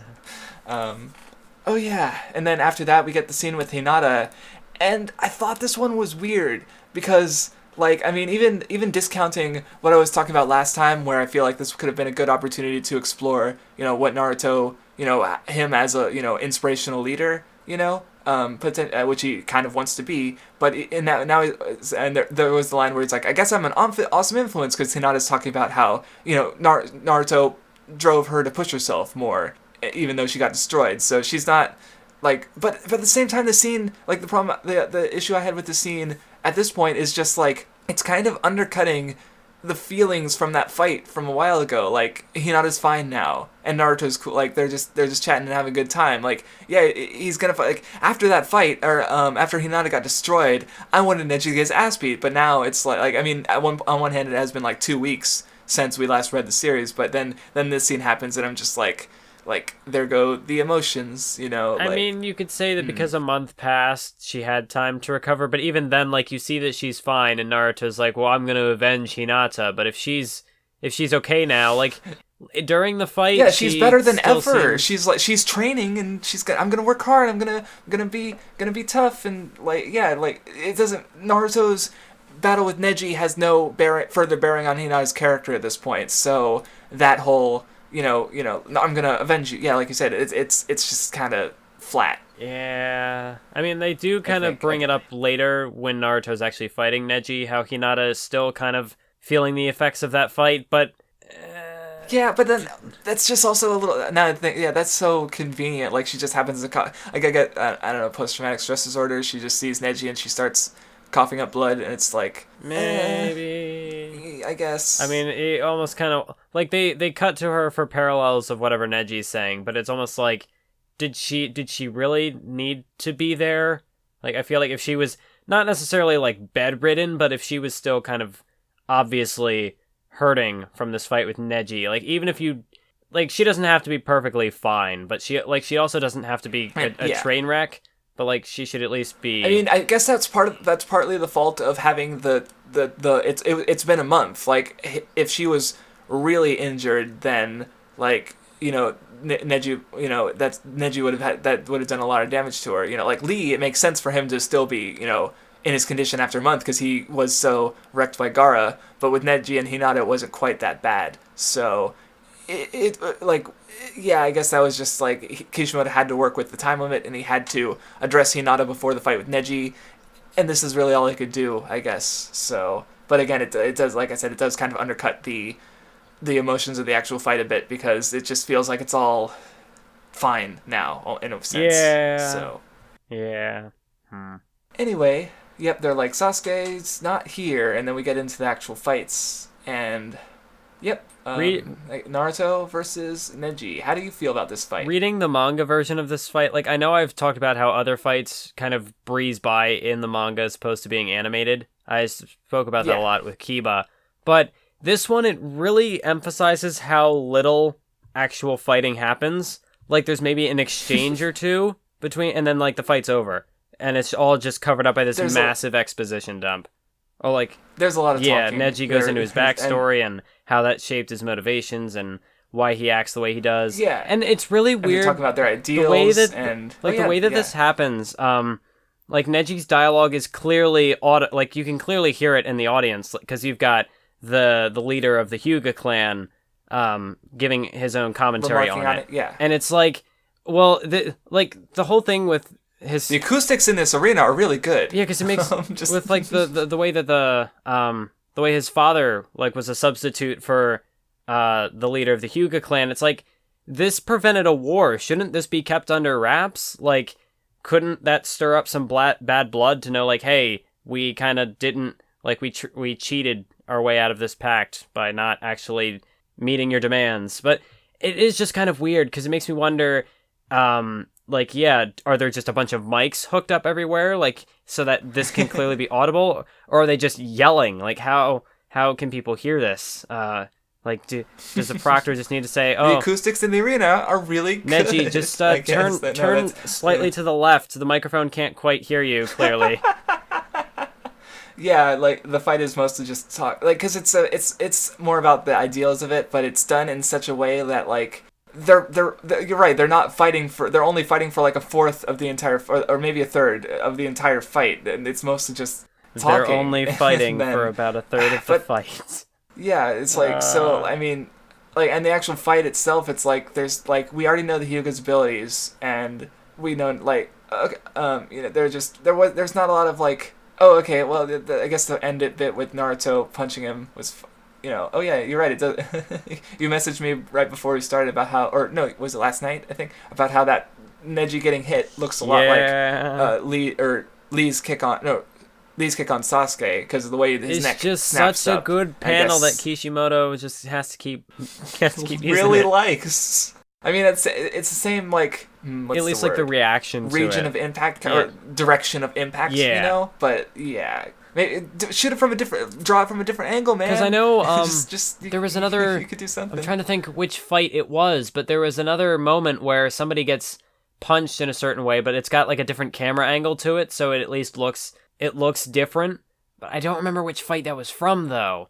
Was it Gaara and Naruto, maybe? I do not remember. No, it was Sasuke versus Gaara. There's a panel where Sasuke like kicks him or punches him or whatever, and it's kind of the same thing, but it's just from a different angle, so it's at least not the same.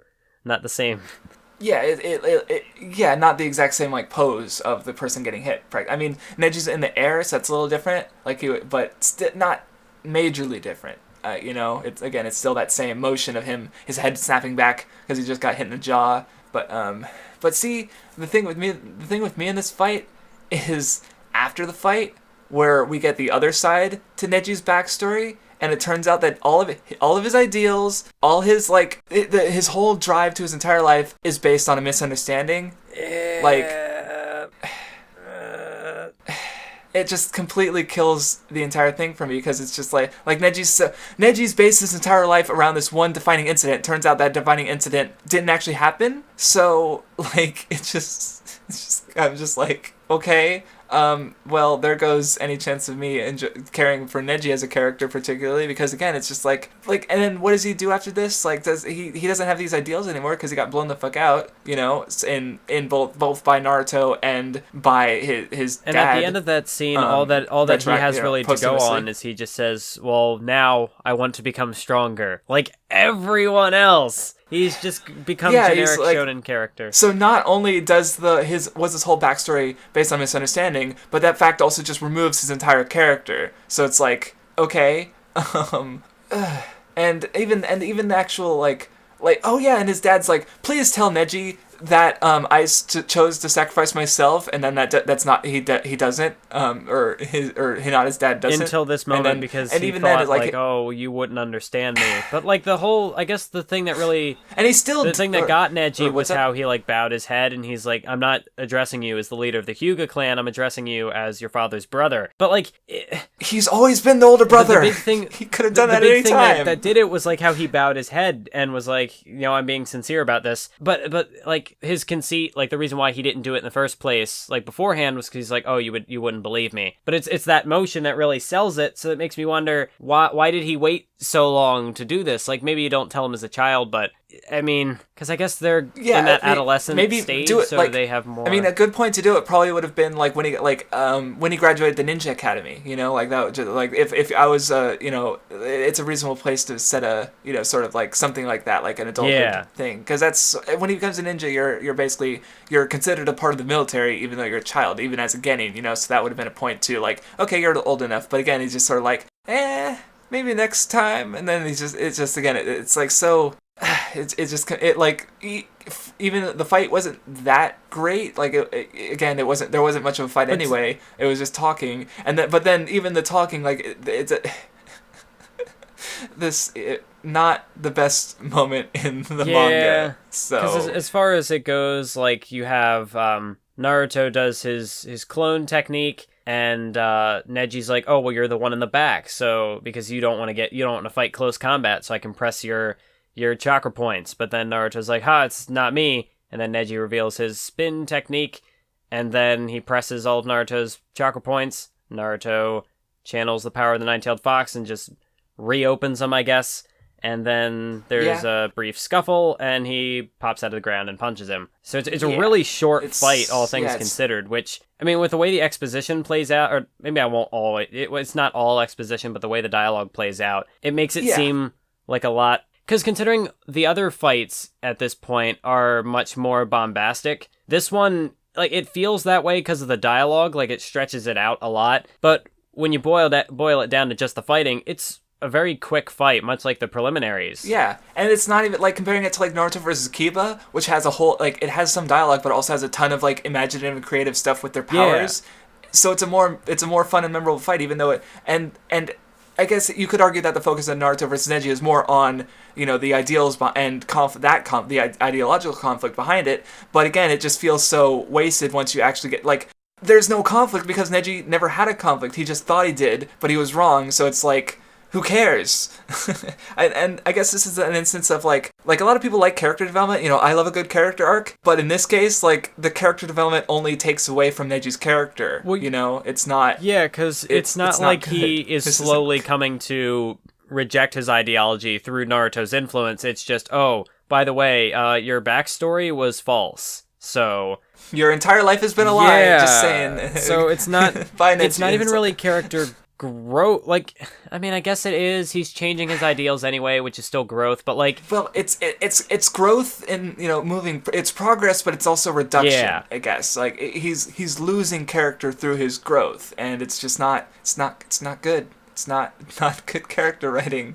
Oh man. So it's, I guess, like, I mean, at least there is, like, some kind of character conflict here, but again, it's so mishandled. I just can't get into it. I can't.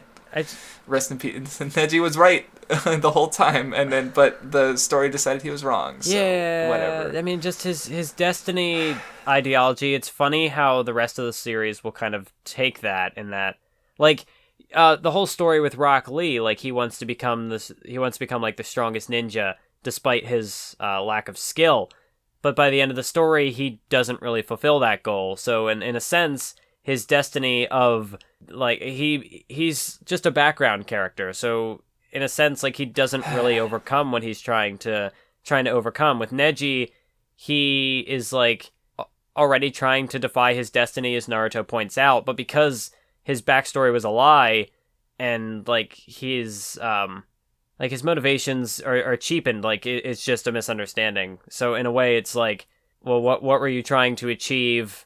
And then with Naruto, of course, the whole child of prophecy thing. So even him being the underdog failure who overcomes all the odds and defies his destiny, it was all destined from the beginning. So you were right, Neji, even though we just undercut your entire, like, motivation, your entire ideology. You were right.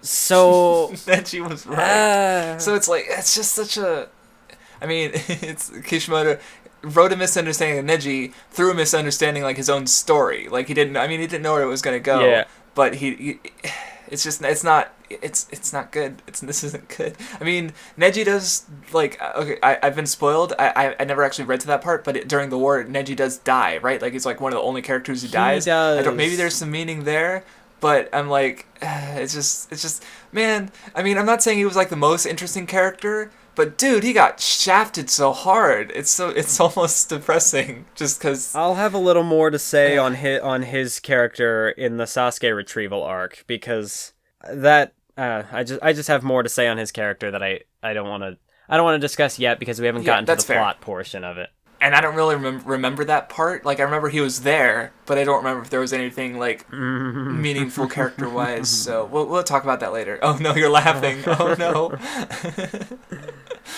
Oh boy. But oh yeah, and there was another thing, like, because after Naruto won, the crowd's, like, applauding him, and I'm like, what makes up the crowd? Like, is it random villagers who don't really know about, like who hates Naruto again? Yeah. Remind me, because I thought it was the ninjas of the village because everyone loved Minato. He sacrificed himself, so all the villagers hate Naruto because they blame him. But did the regular civilians know about that? Do they hate Naruto too? Because back when it was at the academy, we had I think one of us had I think it was you, but you had the impression that the adults, the parents of the ninjas, were also ninjas themselves, which is why they didn't like Naruto. So their feelings filtered down to their children. I guess that's the idea there. But I'm like, but then now everyone's like, yeah, Naruto won, cool. So I'm like, okay, everyone. It's because of the acoustics, because they heard Naruto's speech and they were impressed, and they were like, you know what, maybe we were wrong about this kid. Which then, if people are applauding him here, what happens later in like when he finally gets truly accepted in the pain arc? Like, has he already been accepted here? What's the difference? Like, who still hates him? What's left? Oh, now the things I like. The only guy who hated him is in jail, and the background characters who we see sometimes, but not like, and only in flashback. Like, the people who hate Naruto only exist in flashback. Yeah. I'm starting to like Naruto less as a character now. Oh no! It's more like the way he's handled, though. Sorry. But I mean, that's like, I saw this one comment somewhere on some video that was like, well, why would you hate that character? You should hate the creator who made that character. And it's like, well, duh. But like, Kishimoto, why? Well, I mean, I'm trying to think, because I mean, I guess I understand that, but like, because thinking about the character, my least favorite characters, like, there's one character I hate who also comes from my favorite franchise. So it's like, or one of my favorite franchises. So it's like, I love this character, but one of the other characters the same creator made is also one of my favorite characters ever. So it's like, I can't hate the creator of the character I hate. I just hate that character because the creator also created a character I love. So it's not that simple, you know. And even then, it's like with the creators, like thinking about other characters. I get Naruto doesn't have any of my least favorite characters yet. We'll discover if it does. I don't know yet, but yeah, like most of the other two, like I have three. Okay, I'm just gonna say it. 3 characters that I hate the most are Nanami from Danganronpa, Sieg Heart from Rave Master, and Tsubaki from Your Lie in April. So like 2 of those, Rave Master and Your Lie in April, I don't like the series in general. So it makes sense that there's one character I could pick out that I dislike the most. But with Nanami, I love Danganronpa. I just fucking hate Nanami that much. So that's again, I can't. Yeah. So I mean, if you don't like the series and you have like a major least favorite character, then yeah, that makes sense. But I don't know why this isn't related to Naruto at all. Sorry. Well, I mean, like with Naruto, like I really like what his character is supposed to be, but now I'm seeing like there are elements to it that are pretty sloppily handled. What we've seen so far, and now I'm just like, I want to like this character, but it's not that well executed. Kishimoto's not making it easy for you to like the character. No. Yeah. I mean, again, those early parts are fine, but then the longer it goes, the more you see that like. Okay, well, actually, you know what? I do have a thought to say on that, but we'll talk about it later. There's so much around the Gaara Naruto fight I want to discuss, but we've got a ways to go so yet. I'm just like, we'll talk about it later. So yeah, we're not quite there yet, though. So anyway, after this, we got another weird character moment. Like, I mean, okay, Shikamaru. I love how later he's like, I think it was during the fight against it was against It was during the sound invasion. He was in a fight and or something, and he was about to against all those Chunin, the sound Chunin, I think. Yeah. And he had most of them pinned, and he was about to get wrecked. But he like gives this whole life fantasy, which I love his fantasy. Like, I mean, it fits his intelligence because he's always 20 steps ahead, so it makes sense. He like wants to have the most average life possible. He wants to be an average shinobi doing average work with an average wife, and just retire playing shogi and go or whatever it was. And it's just like, so I love. But then early at this point, like right before or a bit before his fight, he says that he wants to live his life his way. That's why he became a ninja. A ninja who does work for other people for money and has to follow these rigid shinobi codes. Yeah. And I'm like, was he thinking a hunter? Did he want to be a hunter? Yes, I think you're in the wrong narrative, Shikamaru. You're in the wrong story. You should have been in Hunter x Hunter. Oh god, Shikamaru would have been great in Hunter x Hunter. He would have, because his powers would have been perfect for a Nen ability. And he's got the quirky motivation. Oh, now I'm sad. I want Shikamaru You're in and the Hunter wrong x story, Hunter. Shikamaru. Yeah, like, because that does make more sense when you put it that way. His motivation, like, because he just, because hunters are the richest, but he just he doesn't need to be an amazing hunter. He just needs to be good enough to get some money, So yeah, Shikamaru was made for Hunter x Hunter, but Kishimoto put him in the wrong. No, Kishimoto didn't. He should have just wrote all his Shikamaru details and sent them to Takashi, and so Takashi could be like, yeah, or something. I mean, to be fair, Shikamaru is a really good Naruto character. Like, he does have moments later on in the narrative. He and Rock Lee are like the favorites generally. Like, I mean, you have some people who you said you like Naruto, but then now you're like, but then other people like Sasuke, but they also have a lot of, like, especially Sasuke has a lot of hate surrounding them, and Sakura has nothing but hate surrounding her, but it's like, and okay, speaking of popularity, like, Jiraiya, he's kind of funny, but like, I don't really get why Kakashi's popular. Like, he's been topping the polls. I'm just like, I mean, he's okay. I feel like I can't really see him not being popular, but at the same time, it does make you kind of wonder why. Like, he looks really cool, and I think he's got a good design. He's like this. Well, he's the benchmark. Like, I think, like, hold on. Later on, there was a moment. There was someone like, okay, well, with Kabuto, you got him against Kakashi. There was another moment later. I'm trying to find my notes. But find it in my notes. But I just feel like Kakashi's the benchmark because he's the strongest character who we've seen a lot of. So through comparing everyone else to Kakashi, we see like the moment where he faces down Orochimaru and he's like, oh, if I attack, I'm gonna die. Like it's types of Orochimaru. So he, I guess, is that it? He's the strongest character and he's pretty cool, but also a little dopey sometimes. Like with the eraser, getting hit on the head with the eraser. Yeah. So he's kind of funny, but yeah, I guess that's it. He's funny, but he's also cool. And he's got a good design, I guess, but, I mean, he's fine. I don't dislike him. It's just, he's so popular for... Yeah, I can't think of not? how to justify it, because, like, when I think of Kakashi, I just think, well, yeah, he's cool, he's Kakashi, but, like, that's the extent of my reasoning. Like, I just can't picture him not being popular. Like, he's got a really good design, he's got a memorable personality, he's strong, he's got cool abilities. I mean, but, like, I guess... And, like, what makes a... But, yeah, he's just... It's like, he's not going to be on my favorite character list anytime soon. No, I agree. So. Like, I guess he's missing that special something that would really... Like, that extra resonance that would put him into a favorites list. But, like, I still would say he's one of my favorite characters in Naruto, but I don't know. That is kind of interesting. Yeah, I mean, he's from my perspective, he's fine. He does what he needs to do. He's fun. But again, nothing really strikes out at me. But I don't necessarily like those. I've mentioned before somewhere. Yeah, I mentioned in the first one. I think that I like characters who are, have their emotions on their sleeve and very goal driven. Though again with Naruto, we've got the clumsily handling of his character that takes away from my enjoyment of him. But yeah. So yeah, I'm not gonna be like, yeah, Sasuke's one of my favorite characters. Even if I do agree that Sasuke is a good character in the end, I'm probably not gonna say he's one of my favorites just because he's not necessarily of a type of character I enjoy. Maybe I'll be wrong though. I'd love to. I would love. That's the thing. I'd love to have a favorite character from Naruto who I really like as a character. I just don't know if that's going to happen. That's the thing, because we're in, like, this is the best stretch of chapters of Naruto is generally, as people generally consider, but here we are, bitching about every little thing, so I don't know about that. So I'm guessing, what happened next? Then there was the... Shikamaru versus Temari. Well, right? I mean, Sasuke was supposed to show up, and they were like, you get a good bit of, I guess, world building, or at least around this tournament, where they're like, okay, well, we're going to have to call it a forfeit, Sasuke's not here. And then the Kazekage, who is Orochimaru, says, well, you think of how many people are here just to see this fight, just to see the last survivor of the Uchiha clan fight Gaara, the pride of... Not the pride of the sand. But their most terrifying and strongest weapon, Yeah. So, like, this is the fight everyone's waiting for. And so then it's like, okay, we'll delay the fight. So it is interesting how...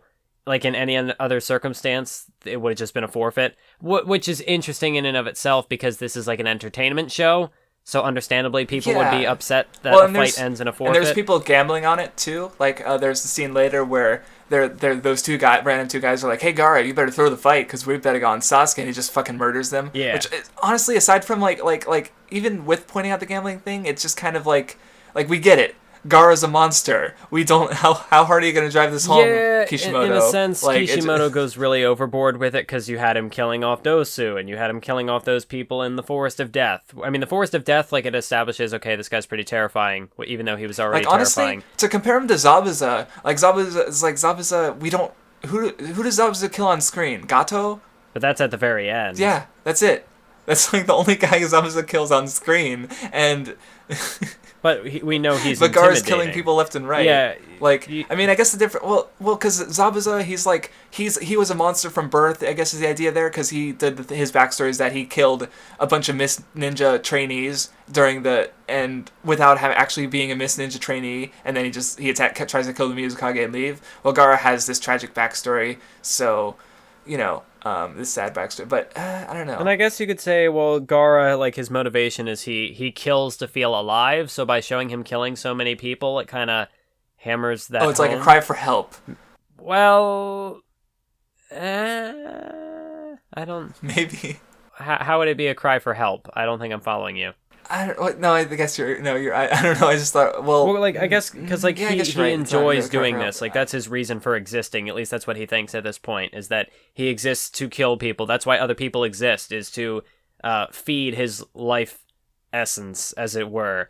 So by showing him killing so many people, it really just kind of plays into that idea of, well, this. I mean, he does it so casually. He does it all the time. This is just what he does. But as far as, like, building him up through intimidation, it does feel excessive at this point.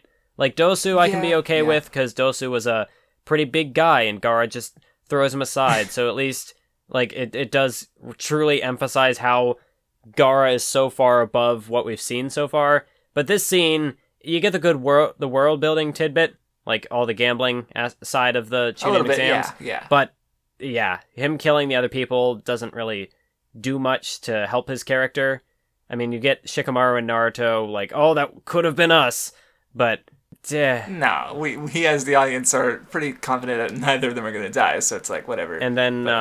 But yeah, well, then there's also the bit where there was supposed to be Kankuro versus Shino next, but then Kankuro forfeits, because he doesn't want to display his Right, and then Shikamaru's just like, wait, what? And then he's like, well, maybe I'll forfeit, and Naruto pushes him in, and then time to start the fight. Finally getting to Temari and versus Shikamaru, which is a fight I've seen people praise. I mean, it's all right, honestly, but what do you think? I like this fight. It's definitely. I mean, now that we've just completely bashed Naruto versus Neji, it's not much of a compliment to say that it's better than that fight. At least for me, it was more there's enjoyable. Like a good level of like mind games and stuff going on, but like I've heard the fight compared to like JoJo's Bizarre Adventure. But it's real, like, I guess the characters use their brain and strategize, sure, it's like that, but in a way that it's, in one key way it's different, is that there's no real, like, arc, like, the arc of tension is basically, like, Shikamaru can't get Temari, then he does this thing to get a little closer to Temari, then he does this thing to get a little closer to her, and then... It's completely one-sided. Exactly, because, like, Temari's supposed to have every advantage, but Shikamaru's the one who, like... And then at the very end, how Shikamaru's like, yeah, I had already thought of 200 more moves, but I'm out of time. So it's like, Temari never had a chance.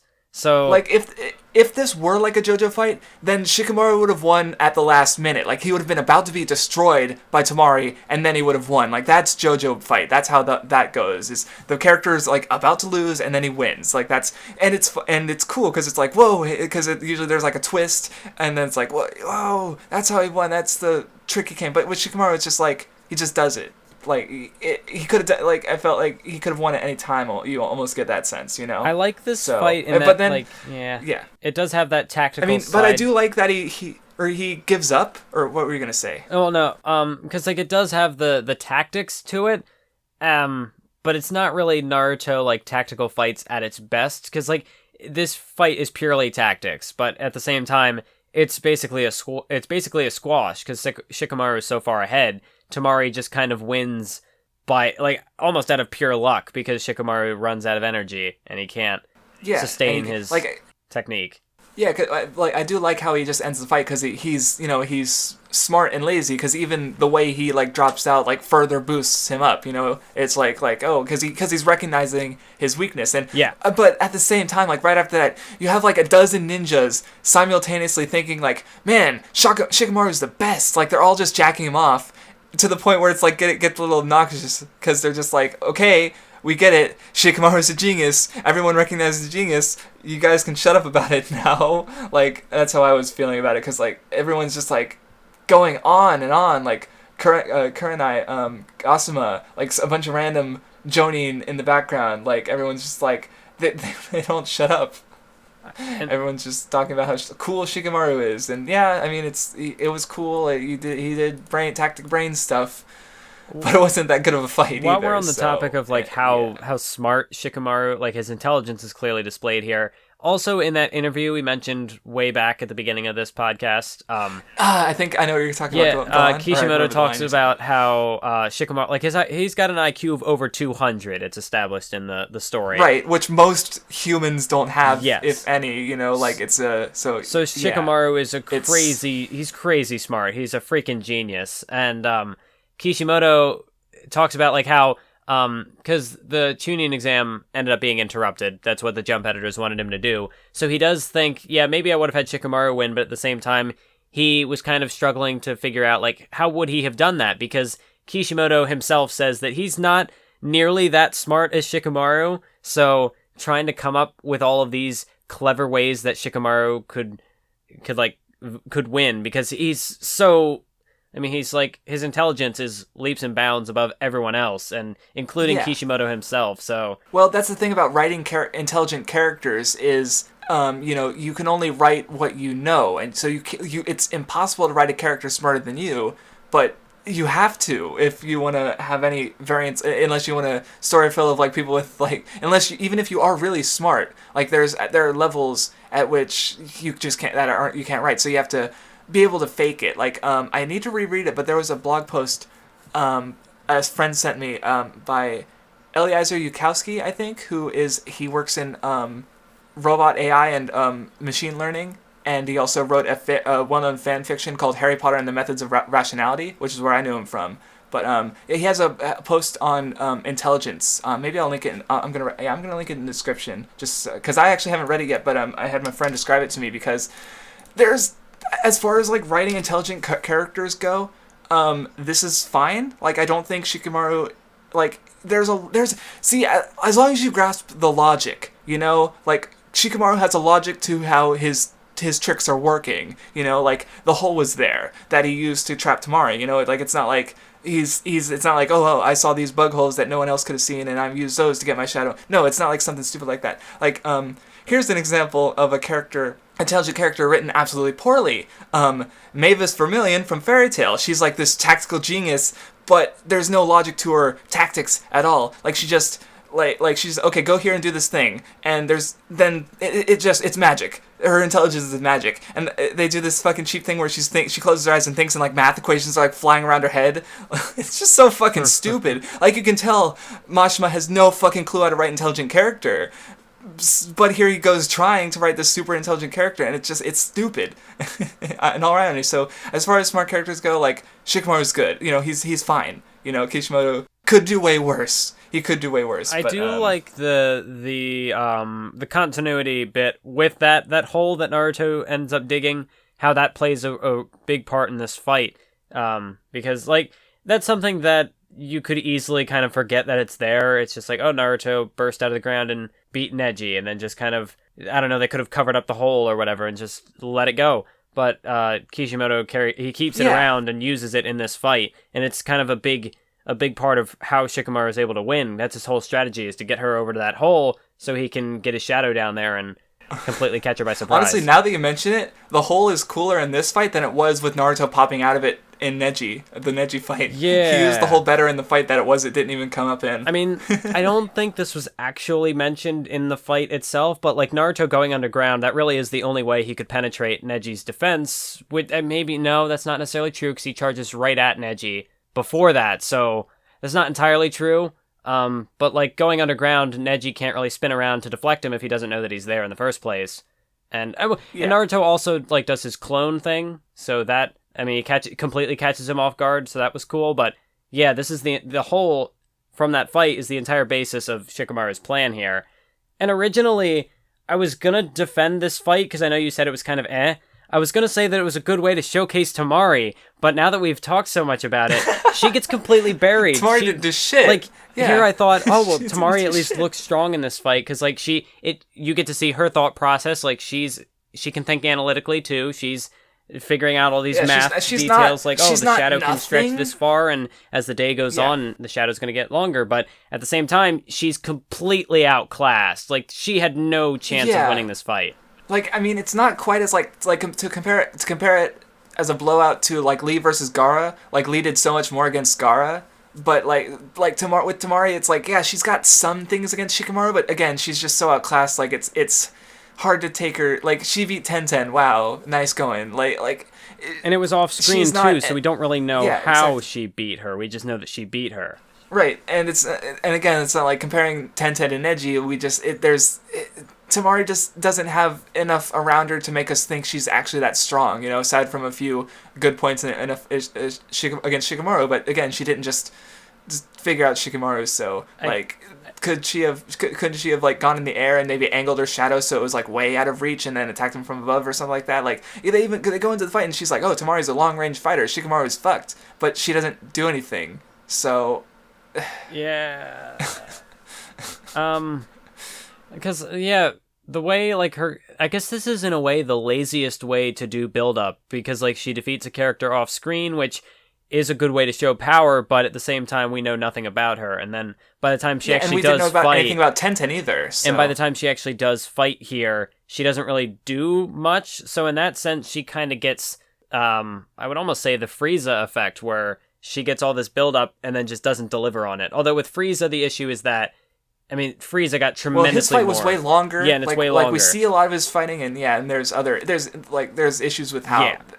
Honestly, I guess... I feel like if you were a younger, like, if you're, like, young and, like, 10 or 12 and going through, like, Frieza, like, at least you could say, like, okay, Frieza seems pretty strong because he's just blowing through all these characters. But tomorrow, you wouldn't have anything. Like, oh, she didn't do anything, Yeah. Like, so, even if there's the build-up and the payoff, like, at least Frieza has some level of payoff, even though it's kind of stupid. Uh-huh. But with Temari, it's like there's just no payoff, honestly, and she doesn't even do anything in the rest of the arc. Like, like, I was thinking, like, when Sakura was going, they were going to find Gaara, and Sakura was there. Sakura barely, like, she. That's what exactly. There was right there. Do something, but again, Temari seems stronger than Sakura, and Sakura seems pretty weak. So it's like, but then again, how would the fight have gone? Maybe if but then at Sakura this point, because Temari has already fought Shikamaru, so it's established that like she'd she's be tired weak. Or something. She's not even like at full strength. So Sakura definitely would have had a fighting chance, I feel.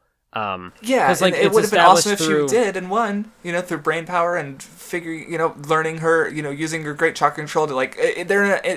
The environment also could have been used against Temari because like her wind would have been blocked by the trees, so Sakura could have used that to her advantage. So there's ways she could have like pulled out a victory, and it would have been awesome if she did, So why didn't it happen? Why didn't it happen, Kishimoto? This gives me kind of an interesting both a criticism of this arc, but also like a compliment to it, is that like the fallout from the fights of the Chunin exam aren't like they're not really brushed aside. Like it's kept in mind that these characters have already fought today. Like Shikamaru can't do much. Like, He, when he otherwise maybe it's not like they have infinite stamina, which is important because earlier they were establishing with Naruto. Oh yeah, I didn't mention that earlier because I liked how Naruto has part of the reason Naruto has chakra control is because of the nine-tailed fox. He's got so much stamina he doesn't need the chakra control. Like he could just use, but it's also inefficient. But it's like he has so much potential at the beginning, but it's sort of offcut by the fact that he's not using it. Like he's so clumsy that he's still at the level of his other peers in the same age range. Because so I thought that was cool. And so you're right. It is important that they, after establishing that about the stamina and chakra, they show off during the Chunin exams and the sound invasion, like these characters are getting tired from all their fighting, So I didn't think about that. That's cool. But at the same time, one thing that Naruto so far has kind of lacked compared to say the Saiyan arc in Dragon Ball, where when the characters are fighting Vegeta, by the end of the fight, their clothes are completely torn to shreds. Like they damage, just look completely destroyed. Whereas, in the same could be said with the preliminaries, is that nobody really shows any physical signs of fatigue, and the same can be said in this part, is like Naruto had that grueling fight with Neji, but he looks... well, there were some instances, Sasuke was tired, but it didn't show in his, he didn't have any scars, or, like, his clothes weren't ripped, like, even though he just fought Orochimaru, and the Sound Trio, like, and the Rain guys, like, he looks the same, he's just tired, you know, so, and all you have are just kind of like a little, like, dirt or whatever, like, you get maybe, the scuffs, but nothing more than that. Because, like, with Naruto, I guess you could kind of excuse it because he is quick healing, which was established after Naruto his fight. Yeah, that's true. But, so if he wouldn't look that bad, it'd be fine.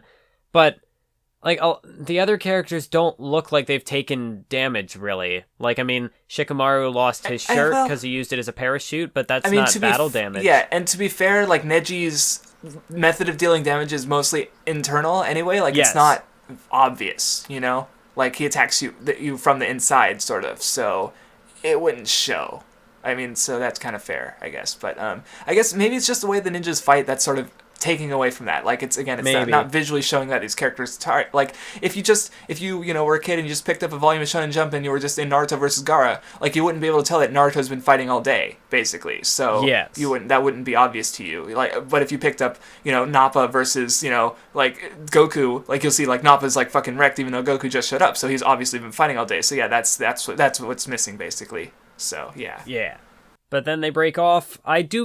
What's interesting is how when Kankuro forfeits, he basically says, oh, well, this fight is pointless anyway, and it'll just give away my powers. But then they end up fighting anyway, which is kind of like, Kishimoto, what are you trying to say? Because he already showed off his puppet. Like, because when I was remembering back, I remember that scene from the one of Kankuro dropping his fight because he didn't want to show off his powers. Exactly. So I thought, like, he hadn't used his puppet at this point. But then we went through the preliminaries, and he very clearly uses his puppet. Yes. So I'm like, what was he hiding? Because I don't think he used it against Shino. Did he? He didn't use the poison in the preliminaries. Was that his big trump card? Was that it? Like, what was the big trump card that he was talking about during the Chunin Exams finals? Like, in the preliminaries, the puppet was kind of him. Like, he was in the whatchamacallit, the sack thing, the cloth. Yeah. He was there the whole time, so the puppet was like his disguise. But here he actually controls it with, like, chakra strings, which, I mean, he did that anyway in the first fight. Yeah, so I'm just why? What is he hiding? He already revealed his powers. I don't. Yeah. If his puppet has a secret thing, like, what was that secret? Was it the poison that he used? Did he not use that as preliminaries? I don't remember. No, because he broke the guy's neck or whatever. No, the guy broke his neck. What did he do? He, like, crushed him or whatever. He forced him to forfeit, because otherwise he'd break his bones. That's what happened. He didn't actually use poison. Yeah, so I guess it was the poison. Wow, what a cool trump card, you know. Okay, I mean, I guess the other risk is if he got his puppet destroyed, because Shino is, like, he saw Shino fight Zaku, so, but that's not how it was built up, though. Like, that would make sense if he was like, I don't want to fight this guy because he'll fuck up my puppet with his bugs. You know, his bugs get inside the puppet breaks. Kankuro is useless for the whole invasion. That makes sense, but instead he's like, oh, I got this trump card, this poison, that I don't want to use that yet because I need to save that for invasion, and, okay, sure, I guess. Alright, so anyway, moving along, Sasuke shows up. Yeah. He's Sasuke. Fashionably late, like Kakashi always is. That's a good point. Really drew out the tension with this one. Oh my god, like, there's, like, fucking, hold on. Okay, halfway through this page is what, there's like, where's Naruto's like, where's Sasuke? Then Big Leaf Hurricane, then, so that's 1 whole page, 2 pages, 3 pages, 4 whole pages. No, like, at the end of the 5th page is when Sasuke says, I'm here, I'm Sasuke. Oh my god. 5 fucking pages dedicated to Sasuke showing up, and it does nothing. Like, okay, he gets his fight against Gaara, like, and this was an alright fight. Like, okay, I did think it was weird, because, okay, Sasuke shows off the Chidori, and he hits Gaara. That's pretty cool. But then he's, like, stuck there in Gaara's sand. Like, the worst possible place you can be when fighting Gaara is in between his sand. And I'm just like, okay. I don't know. Well, we can talk about the fight now, but because we already talked about the bit with Gaara killing those random guys. But well, yeah, because then it's interesting how like I figured out why I can't really get invested in Sasuke in this arc, and that's because he disappears for a good bit of it. Like, he's just nowhere, and everyone's just waiting for him to show up. So, like, you think about it, he had his first fight in the preliminaries, and then he has to go get the curse sealed, so he's gone for the rest of the preliminaries. He's gone for the training. We don't see what he does to train. He's gone for most of the first round fights in the finals. And then he just shows up with like he's got a bunch of new tricks, and he trains, so now he can do everything. But then he immediately gets punked out by Gaara. Like, after this, like, when the fight breaks down and they have to go chase after him, he's completely overshadowed by Gaara's Jinchuriki. So it's like, right, what was all this build up for? And you took him out of the picture, so I was like already struggling to stay invested in him because he wasn't on screen. Like, you weren't giving us anything to follow. So what was Sasuke's journey in this arc? Like, what was he trying to accomplish with this? I think I just realized that. Well, okay, because I just thought of something. Because there was the one moment later where Gaara... hold on, he's talking with... I know I wrote it down. Because Gaara said something to Sasuke. And I think it had to do with, like maybe he was saying Sasuke doesn't have enough hate to win or something like that. Like, I felt like it was building up toward Sasuke's later arc. So maybe that's the point. You know, Sasuke worked so hard. He trained. He learned the Chidori. He learned the... He that's another thing I liked, is he was copying Lee's movements, but he wasn't able to keep up with his endurance because he hadn't been training that long. You know, that was fine. But, yes. like... So what I think it's... Again, in this arc, I think it's pretty weak, but I think it's supposed to build up to later. Because think about it this way. Sasuke spent so long training, but he was still so far outclassed by Gaara. It didn't matter. You know, for all his genius and hard work, it didn't matter. So much time training that we never got to see. Yeah, but then Gaara, that hardship. Yeah, but then Gaara brings up the hate, and so now Sasuke has a seed planted in him of like, okay, maybe if I give in to my hate, I'll be stronger. Yeah. Sasuke retrieval arc. You know, I think that's my guess. I think that's what's being built up here. The foreshadowing there is good. Like, yeah. I mean, really, this arc, the big themes of it were not really surrounding Sasuke at all. They were about Naruto, they were about Gaara, even Shikamaru to an extent, because he's the one who becomes Chunin, so it just kind of... It's got a couple of different things going. Sasuke wasn't really the focus, he doesn't really have much to do. But still, it's like... We're supposed to be invested in Sasuke versus Gaara, but because Sasuke was never on screen, like, I get the idea of, like, he suffered through all this training, this difficult training to be able to be stronger, but he gets completely outclassed. But this isn't like a scenario with, like, if you want to use someone being off screen or something happening off screen to good effect, I reference the Hunter exams where Gon fights Hanzo, and then he's knocked out, and then we see the rest of the fights afterwards. So then when we go back to it to find out about Killua, like what happened to him, we feel robbed because we missed all of those fights. We didn't get to see what happened. So in a sense, we can really empathize with Gon's position where he couldn't stop Killua from doing whatever he was doing because we didn't even see it happen. We're learning about it in a flashback. It's completely detached from us. Yeah, it's too late. There's no tension because we're not seeing it unfold and thinking, oh, what's gonna happen? Is he gonna do something? No, we just boom, it happens. You know, and we know this is what already happened, so there's no way to even like prevent it. There's nothing Gon could have done because it's already over. He was completely out of the picture. With Sasuke, if there's supposed to be emotional investment in all that training he just did, I don't have any because none of it was shown, and there's no real narrative purpose for not showing it. Well, at least not that I've seen. The payoff doesn't happen this arc. Yeah, it happened, and even then, I think coming to that realization with this arc is kind of important for me because I've been criticizing Sasuke for the longest time because for ages I thought him leaving the Leaf Village was stupid because his motivation is that he wants to kill someone from the Leaf Village, so he's going to leave the Leaf Village to train with someone from the Leaf Village. And I'm like, Sasuke, you're stupid. But then I realized oh, no, Orochimaru and Itachi also left the Leaf Village, so that makes of course he's going to leave the Leaf Village. I thought, and we'll definitely talk about that later, so, this building up towards that, I'm like, okay, yeah, Sasuke, more so than I have been historically, so that's, so it's actually kind of funny, because for you, it's Sasuke, but for me, it's yeah, Sasuke.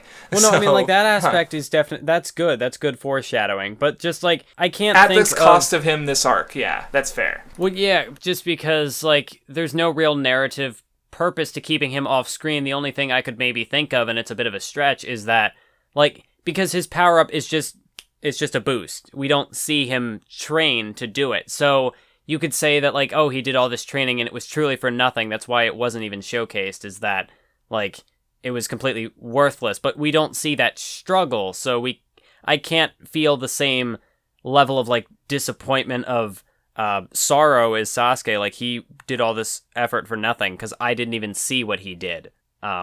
Yeah, that's fair. You know what? Yeah, you're right. I agree on that point because we didn't see the blood and tears and sweat that he got through to get these powers. Oh yeah, I've heard this criticized before, which is maybe why I thought about it. But the Chidori assassination technique sounds like 1,000 birds. I would not take 1,000 birds as being very good assassins. Just saying, like it's very noisy for an assassination technique. That leaves a call. I don't know. It's just, just a dumb one. I mean, it's still like as an attack, it's cool, but as an assassination technique, it's like maybe not. Because I guess maybe it's not like a blindsiding assassination technique. Because obviously, if it's the sound of 1,000 birds, you're not gonna miss that. It's not a sneak attack type of attack. Yeah, exactly. But it's deadly. Yes, I guess that's the point. But I don't know. When I think of assassination, I think of like secret killing, But if it's just getting someone dead, then yeah, that's fair. What I liked about it works. What I liked when you talked about Sasuke getting stuck in Gaara's sand, I like how now that makes me question what happens later on, because like he uses the Chidori and he breaks through the barrier and he like stabs Gaara and then he gets stuck. So then he like uses the Chidori again to break out of it. Like he okay, yeah. Like he forces Gaara to like let him go and he like keeps. But then that makes me wonder. He can only use it twice a day without, like, suffering repercussions from the curse mark. So does that count as a second use? Had he already deactivated the Chidori? Wait. Did he still have it active? Well, because he was stuck in there for, like, a little while, so I would think if he already had it, kept having it active, then it would have still been, like, Gaara would have acted sooner, because he would have been kept being zapped, basically. But, yeah, because he's, like, screaming. He's like, I'm bleeding, and then... There's the lightning, a pause. Because I actually didn't notice him using it to get out bit, because the lightning definitely doesn't seem as pronounced, so maybe that's what's, like, it's like a half a Chidori, so... Well, I know in the anime it's definitely shown that he does it, but, like, because you have... He breaks through the barrier, and Gaara's, like, screaming that I'm bleeding, but then there's, like, he stops for a minute, and then, like, you see Sasuke struggling to pull himself back out, and then Gaara starts screaming again, so that kind of gives me the idea that he's using the Chidori again to free himself, because otherwise he's stuck. Like, he can't get out of the sand. That's the only way he could break out. Yeah, so... Maybe I'm nitpicking too much on that, but, like, if that's another use of the Chidori, he uses it again. He can only use it twice. Well, because... Oh, that's what... Earlier I was saying about how Kakashi's the benchmark, Yeah. Like, because Kakashi can only use the Chidori 4 times, So that's... He's being used as grounds for comparison against another character. So that was... an earlier point that I brought up that I remembered why I brought it up or why I was thinking about it. But yeah, so looking back on things, I mean, like looking back on that stuff with Kakashi, how he says he can use it 4 times a day, and then there's also like because back in the Land of Waves arc, you had like serious repercussions of using the Sharingan without even using the Chidori. Like he was out for like a week or whatever for overusing it. But then... Yeah, he was using a lot of jutsu. Like, I mean, I understand, even copying Zabuza's stuff, he's still using chakra, So he used a lot of big techniques, So... Yeah. And I guess you could also make the argument that he's not an Uchiha, so it's less easy for him to do that, like Sasuke would have... I mean, it's Sasuke's Kekkei Genkai, so... But on one hand, there was a moment later on, towards the end of this arc, I think, where Kabuto said to Kakashi, like, oh, you've mastered that eye as well as any Uchiha, which, A, is, again, like, if he... which would contradict that idea that Kakashi is struggling to use the eye because he's not an Uchiha, and B, wrong, because Kakashi later gets more abilities with this eye that he hasn't showcased so far, because if I remember correctly, he has like a time-space thing where he like warps something out of existence, right? Yeah, that's the thing that happens. So he hasn't mastered the eye yet.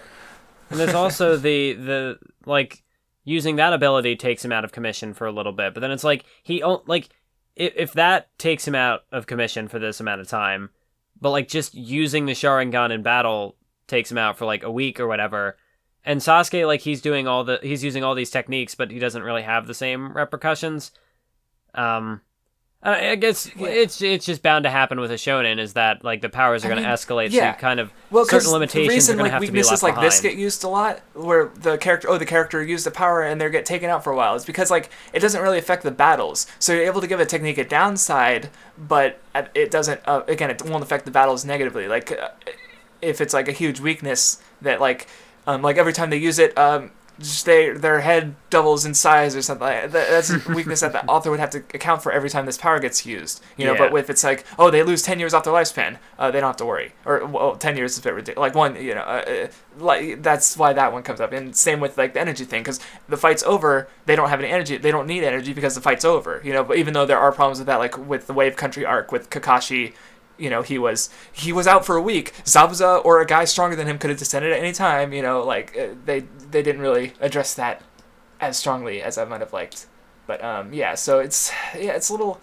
I understand why it's like that. Basically, there's one thing about this arc that has always kind of interested me. It's Sasuke's redesign. I think it looks like, especially in the anime where it's colored. So like before he had like a blue jacket, but now he's he's wearing the black. I forgot. I didn't notice. It looks really cool. Like he looks like he's matured. So even though we don't actually see his training, there's a clear visible distinction between him now versus him before. But like at the same time, his design's not that different. Like I said, I didn't realize that it was different. Like you had the anime and the anime differences between his like blue and his black. So you had that more in mind. And I was just like, oh, yeah, it's Sasuke. Sasuke's back. Like, I hadn't seen him in so long, too. Like, you know, it's and plus, not like I think his hair looked like it was a bit longer. Or just something about his design. He looked a little more mature, which I think is kind of... It's interesting that I know that at some point Kishimoto had stated that he couldn't really keep up with Sasuke's redesign just because of how, the new details he had added were a bit too much to keep up with. Yeah. Yeah. Because he was talking about how hard it was for him to draw him and Sakura, was it? Because with Sakura, with her being unpopular, he wanted to make her cuter or more beautiful. It was, I think, I forget, but yeah, I remember now. He was talking about how it was hard to draw them. So, but yeah, distinctly with this redesign, I guess it's like the arm gauntlet he had and just like the leg stuff he kind of gets added. Yeah, but then he's got belts and stuff. But then in the next arc, he goes back to looking the exact same way that he was, and in a way, I feel like that detracts from this. Well, because if you take especially if you take the change in appearance as a change in character, like he's matured more, he's mastered, he's his curse seal's sealed, and he's not gonna like something something. I mean, it would be better if there was a character moment attached, because was there a really strong character moment? Not particularly. Not really, yeah. So I guess that's why. But it's just kind of. Because like then when we go back to his old design, it just like I thought the redesign kind of made him look a little more mature. Like I don't want to say older, but he looked a bit more not adult, but like I think he just looked a little more mature. And then when you go back to his old design, it really kind of, especially in the anime, like it really stuck with me because it's like, wow, what happened with Sasuke? Like he had this new design, and now he's back to what he was before, which. I don't know. Like I could like I'm not gonna say that Kishimoto's wrong in that drawing this takes more time and it's more difficult to do because I mean I suck at drawing, so I have to give him props for doing the redesign in the first place. But I mean how like he brings out this new look and then goes back to the old one immediately after this arc, and I don't know, like, I didn't really have a problem with the old design before, but then after this redesign came, I was like, oh, this looks really cool, I like it. And then he went back to the old one. Yeah, and what's I'm the point of the redesign if you're just going to backpedal, Yeah, it might have just been he thought he could do it, like, it looked cool, he wanted to redesign Sasuke as he was reintroducing him, but then... Whoops, I fucked up, this is hard to draw, so... I mean, even then, like... Or whatever, so... It just... Anyway. Maybe keeping part of the design or whatever would have been kind of interesting, but... I just, like, I've never really had a place to just kind of vent that before, so we were getting to it. It happens here, so this is our platform. Yeah, we can vent about everything. All right, so okay, I think that was about all we had to say of the fight. I mean, definitely better than Neji, the Neji Naruto fight. Again, not that hard to do, but is it better than the Shikamaru one? I don't know. In general, like these three fights are just. compared to the preliminaries, like the best ones from the preliminaries, like Naruto versus Kiba, or obviously Rock Lee versus Gaara. I mean, it's not. Is it fair to compare anything to Rock Lee versus Gaara from Naruto? It's just like it's like one of the peaks of the entire series. So it's, but yeah, these fights are definitely on the. I mean, the Sasuke versus Gaara one was fine, but yeah, it's just. Oh, there at least there's more fights to come because like the sound village. Or what's up? Well, we've been bashing Naruto versus Neji a lot in this thing. Yeah. But I do at least want to give that fight credit in that it's pretty one-dimensional as far as the fighting goes. But I think that makes sense in the same sense that Deku versus Todoroki did, where it's an ideological clash. So instead of like evolving with a different fighting style, it's just kind of just pushing forward, like just stubbornly just like ramming your head into the wall or whatever, just trying to like break through to this other person. So like the fight doesn't really evolve or adapt necessarily. Like Naruto sees all of Neji's techniques and he just kind of forces his way through it anyway. But I do think that works for those kind of ideological battles. But like none of the other fights really have that because they're not like Gaara doesn't have like an ideal to question, at least as far as Sasuke is concerned. Right. Well, with their fight, I think it's more about the mirror aspect to it. Like, because I mean, when Naruto summons Gamabunta and they transform, what does he transform into? The nine-tailed fox to counter the one-tailed raccoon. So it's like that's the aspect there. So we're suddenly introducing a lot of parallels in this section of the story. Like Gaara is a lot like Naruto, and Gaara is a lot like Sasuke, in that they both have eyes full of hatred. Yeah. But I guess because Gaara he's been so built up and kind of detached from everyone else that you haven't really had that opportunity to dig into him. Because before now we've been going into Rock Lee, going into Neji, going into the sound ninja people. So now that all of them are out of the way, we can focus more on Gaara. So I guess I do think the parallels are interesting to dig into because it furthers Sasuke's character, furthers his arc. Because, I mean, Gaara's will to... Not his will to live, but like his will to, I don't know, his power is stronger than him. Like his way of living is superior because he can outfight Sasuke. So that's interesting. And then when Naruto shows up, like his way is stronger, like fighting for others as opposed to fighting for yourself. Right. Because then Naruto comes out on top in the end. So it's interesting. The parallels, they do further character progressions. Like with Gaara, his parallel to Naruto will start... well, even at the end of this arc, it starts altering his character because he apologizes to Temari and Kankuro. But I'm getting ahead of the game again. A little bit, yeah, because I'm still trying to get into the next thing, the sound invasion. If it finally happens, the fight gets cut off, and honestly, like as I was reading it, like the feathers show up, and then the chapter ends, and I'm like, oh, okay, that was a little, and then the next chapter there's like giant fucking snakes. I'm like, okay, that's better, that's more like it, that feels like an invasion, like because with how much buildup the invasion's been getting, like it's got to start off strong, otherwise I'm just gonna be like, oh, okay, and everyone the falls snakes asleep. was a little better doing that, I think, because feathers. But yeah, and then I mean, because the thing about, because it also starts, I guess the big impact with that earlier bit with the feathers, it's the genjutsu, but genjutsu is kind of like you can't, it's the point of it is illusion, so how do you accurately display that in a series, like, so that's like we just see everyone like sort of staring blankly, and a few people are like, oh, it's a genjutsu, we better cancel the illusion, but so there's no impact, it's a little lacking, I'd say. Yeah, especially because it does happen pretty fast. But yeah. Oh yeah, also on the topic of the genjutsu, there's no real way to show kind of who gets it and who doesn't, because like when characters figure it out, you can see that they're just like wide awake looking around like, oh, something's happening here, and the other characters are just kind of out. Like Sakura gets it, she knows that it's a genjutsu, but like you can't really, like comparing her to say Ino, where one of them gets it, one of them clearly doesn't, but there's no way to show that other than like it looks like one character just reacts before it ever takes effect, whereas the other one never sees it coming then passes out. Yeah, so there's no way to show a realization like, oh, this is happening. Yeah, right. So anyway, so as we get into the invasion, the Orochimaru disguises as a Kazekage grabs the third Hokage, and everyone's just kind of reacting a bit. When I first watched this in the anime, this part of the arc was the most tedious thing to sit through. Oh god. Oh, because they just drew it the fuck out, I guess, for a whole episode. I like what they did with like balancing the fight. Like they do it the same way as the manga does, where like you go from one fight to another, but like they're all kind of paralleling each other where they need to. But just yeah, well, like the thing is with the fight between Orochimaru and the Third specifically, like I was gonna get into this later. Like, okay, as for the fight itself, like these are the strongest ninjas we've seen in the series so far.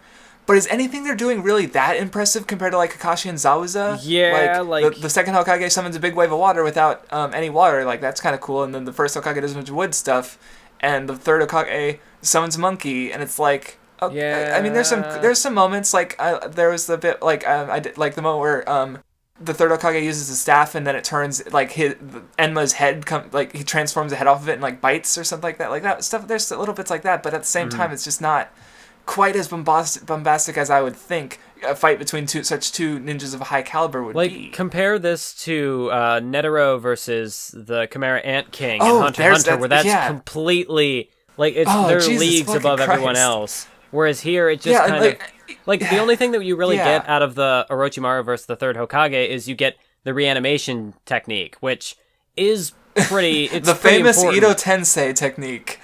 Yeah, the Edo Tensei. Oh boy, does that come into play later.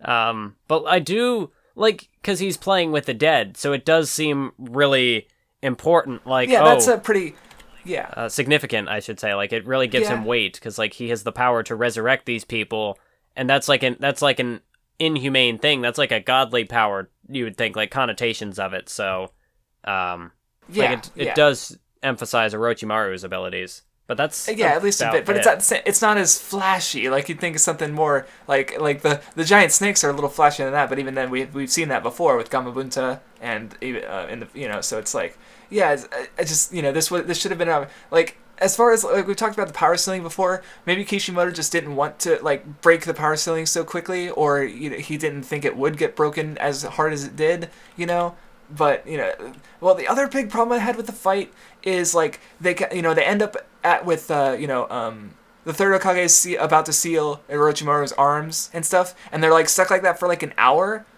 But we get like the peak of emotions, so the third's like, I'm gonna sacrifice myself for the village, and then it cuts away. And we go to all the other fights, and we go to the Gaara flashback, and we go to a bunch of the Naruto fight, and it's like, oh yeah, the third Hokage and Orochimaru are fighting, and the emotions are just gone because I fucking forgot that they were still alive. Like it completely.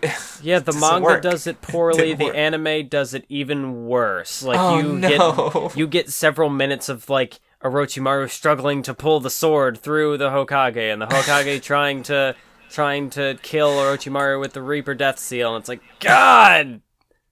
No. It's so boring. Yeah, see, once you started mentioning, I just pictured it in my head, and I see them just like randomly adding a filler scene of cutting to them again for no reason, and there's no progress made, even though they just spent a minute there for. It's just kill me. That might have happened because like there is in the manga, there's a bit of dialogue with each scene, so you could say, oh well, it's kind of necessary because there's at least a little bit of like discussion between the two characters. Yeah. But it's so little, like. But again, and you just said two characters, but then, like, thinking about that for a second, like, there's this bit here that I'm looking at with Orochimaru stabbing his own hand and wiping tears from his eyes. Like, it's supposed to, like, there's like, oh, maybe he cares about the third Hokage, but he doesn't really. Like, as characters, there's nothing, they're basically one-dimensional. Like, the third Hokage is the nice, perfect leader guy, and Orochimaru is the motiveless, evil villain guy. Who cares? I really didn't like that moment because you have the potential for something there because he's like, oh, are you this is his former teacher because it's your former teacher, or are you happy? But no, he's like, lol, I'm so crazy, I'm stabbing my hand because I'm crazy. Fuck you, Orochimaru, I hate you now. I loved you during the Force of Death because you're just like, oh cool, but no, I don't hate him, but it's like it's pretty lazy. I remember when I had said that Orochimaru was my favorite Naruto villain, but now I mean, like, as far as, like, he is pure evil, and he's chaos. Yeah, I mean, well, because that would have, another note I wrote down is, like, thinking forward, where we talked in private a bit about talk no jutsu, or maybe we did on the podcast, and, I think it was Obito, and Pain, specifically, because, I thought Pain rolling over for Naruto was really shitty of a character moment because it just completely undercuts Pain because he has no resolve. Like, he has all these grand plans, but he's just a fucking pussy. And then you were talking about how Obito is supposed to be the one who will never roll over. but then he rolls over. Yeah. You know, it's just like, but then thinking about Orochimaru is he's the perfect counter to that because he has no motive. Naruto can't talk to him.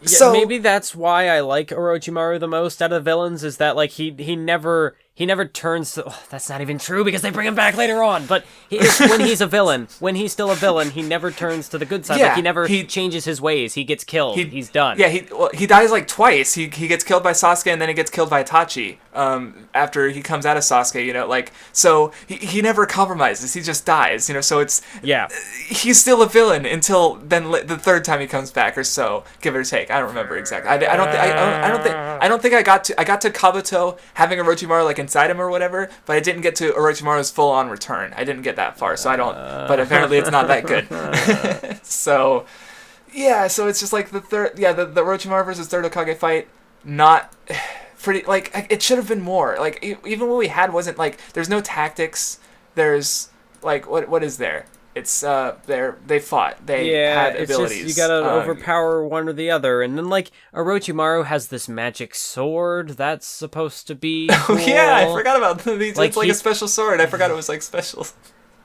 And like the Reaper Death Seal, I think is cool, but like the purpose it's supposed to be used for, it doesn't even get used for. Like it just because Kishimoto's like, well, this a technique has to be, you know, useful enough that like the third would want to use it, but he also can't kill Orochimaru off yet because he has more. Like that would have been great if Orochimaru just died right here. Yeah. Like I mean, for all his Orochimaru's problems later, like I don't think him dying here would have been good, especially because there's so much going for. Like Sasuke has to go over to Orochimaru's side, you know. So there's.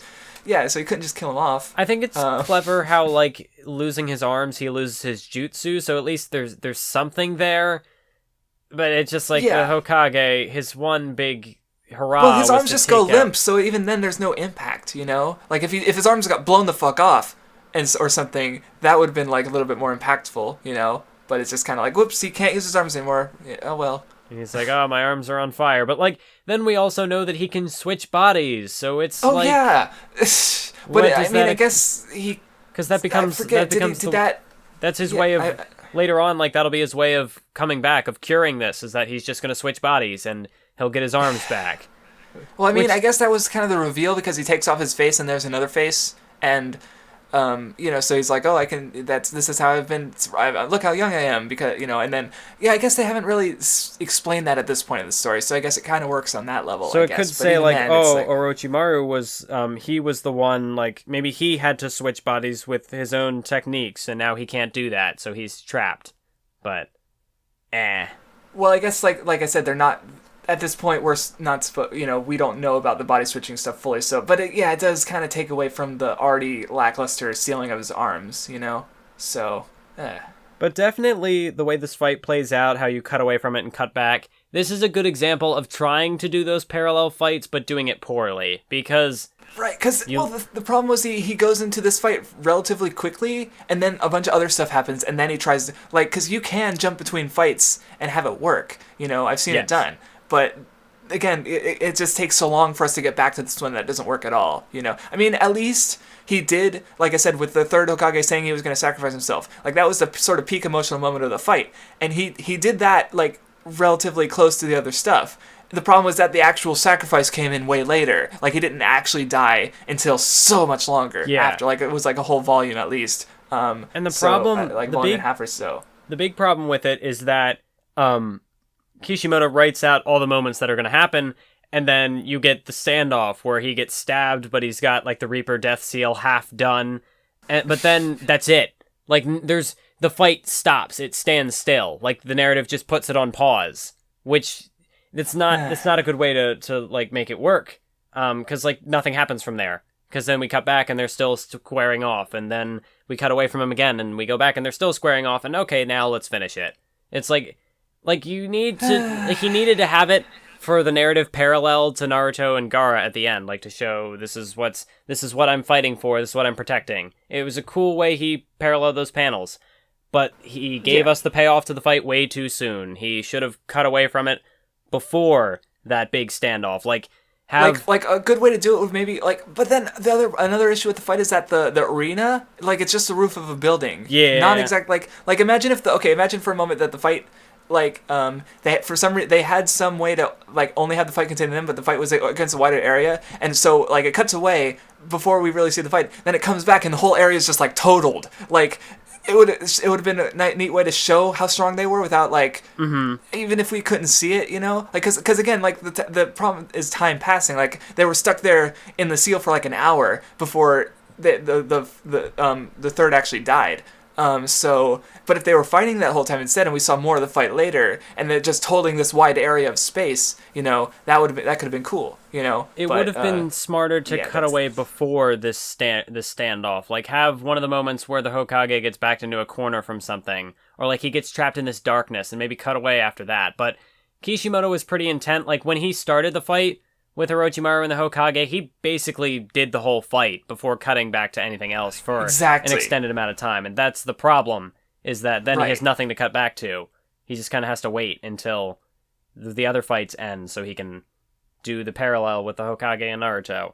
But as far as the other fights go... well, first there was the Kakashi summons his dog, Pakun, and because the dog would be more useful than Choji, I guess. Oh, because I guess he needed... I like how they bring up Choji, and then they're like, nah, 4 people is enough, even though one of them is a dog. Like, I mean, okay, well, because sure. with Pakun, he was going to track Sasuke's scent, because like he could follow that. Yeah, that was the only way they could that's why find they him. needed Pakun. But I love how they wrote out Choji to do it. Like, they bring him up just to say, like, nah. I thought they said Ino so, and Choji. Like, poor Choji. I thought they also said Ino, because they were the other two that were there. I think maybe they did say... I just remember Choji because he's the least of the... Like, as far as the Leaf 9, I think, Choji's pretty much lowest. Had nothing. I mean, except for maybe Shino, but Shino does get a fight here, so there's a reason they didn't bring him up, Shino gets built up like he means something. Choji doesn't even get that. He's just a gag character. Exactly. Yeah, Shino got his fight earlier in his win, you know, so he's like got something. And he blew Zaku's arms off. He looked like a monster. Anyway, so we get to the battles here. Like we already talked about the Shikamaru one, where he's weakened from the earlier fighting. So but before we get to this fight, we can't forget the part where they go to wake up Shikamaru from the Genjutsu, and he's already awake. Like he faked it. I love that moment. Shikamaru's great. He's like, I don't want to get dragged into this. Why'd you drag me into this? That's why I was faking it. I didn't want to be. Fucking Shikamaru. It's great. Yeah, I was a bit ahead there. But was that the last thing you had from? Yeah, that was it. I just didn't want to miss that moment. Because I do like how like with Shikamaru pinning the Chunin down, like the 8 Chunin, like they're setting up the power level as well. Because like these characters are still not quite at Chunin level, but they're also capable of. In this case, he slows down 8 of them. Like he's still not able to pull out a win, which is why he gets saved because he's tired. But like they're tough characters. Or no, Asuma came in and saved him. But yeah, so it's pretty cool. Like our characters are strong, but they're still struggling against adults. Which is fair, I think. So. And then. Anyway, so there's more. We already talked about the fight between the third and Orochimaru because they cut back to that. So then you have Sasuke following Gaara and his team, and then he goes to stop him. Kankuro's like, "No, I'll slow you down. Temari, take Gaara." And then Kankuro shows up. And he's like, nope, we were going to have our fight, so let's fight. Sasuke, you go get him. And at this point, I like how a lot of the characters are saying, like, oh, you go on ahead, I'll catch up. But then obviously they never do. Like, Shikamaru... Yeah, they do the Shonen thing. They do the, don't worry, I'll hold him back. You go ahead. Like, that's just like the author wants one-on-one fights. So this is how he's going to justify it. Like, it's just so... I mean, it works, I like this better than the Forest of Death fight with Orochimaru, where Naruto and Sasuke are just kind of standing around. I mean, like, obviously there's the fear there.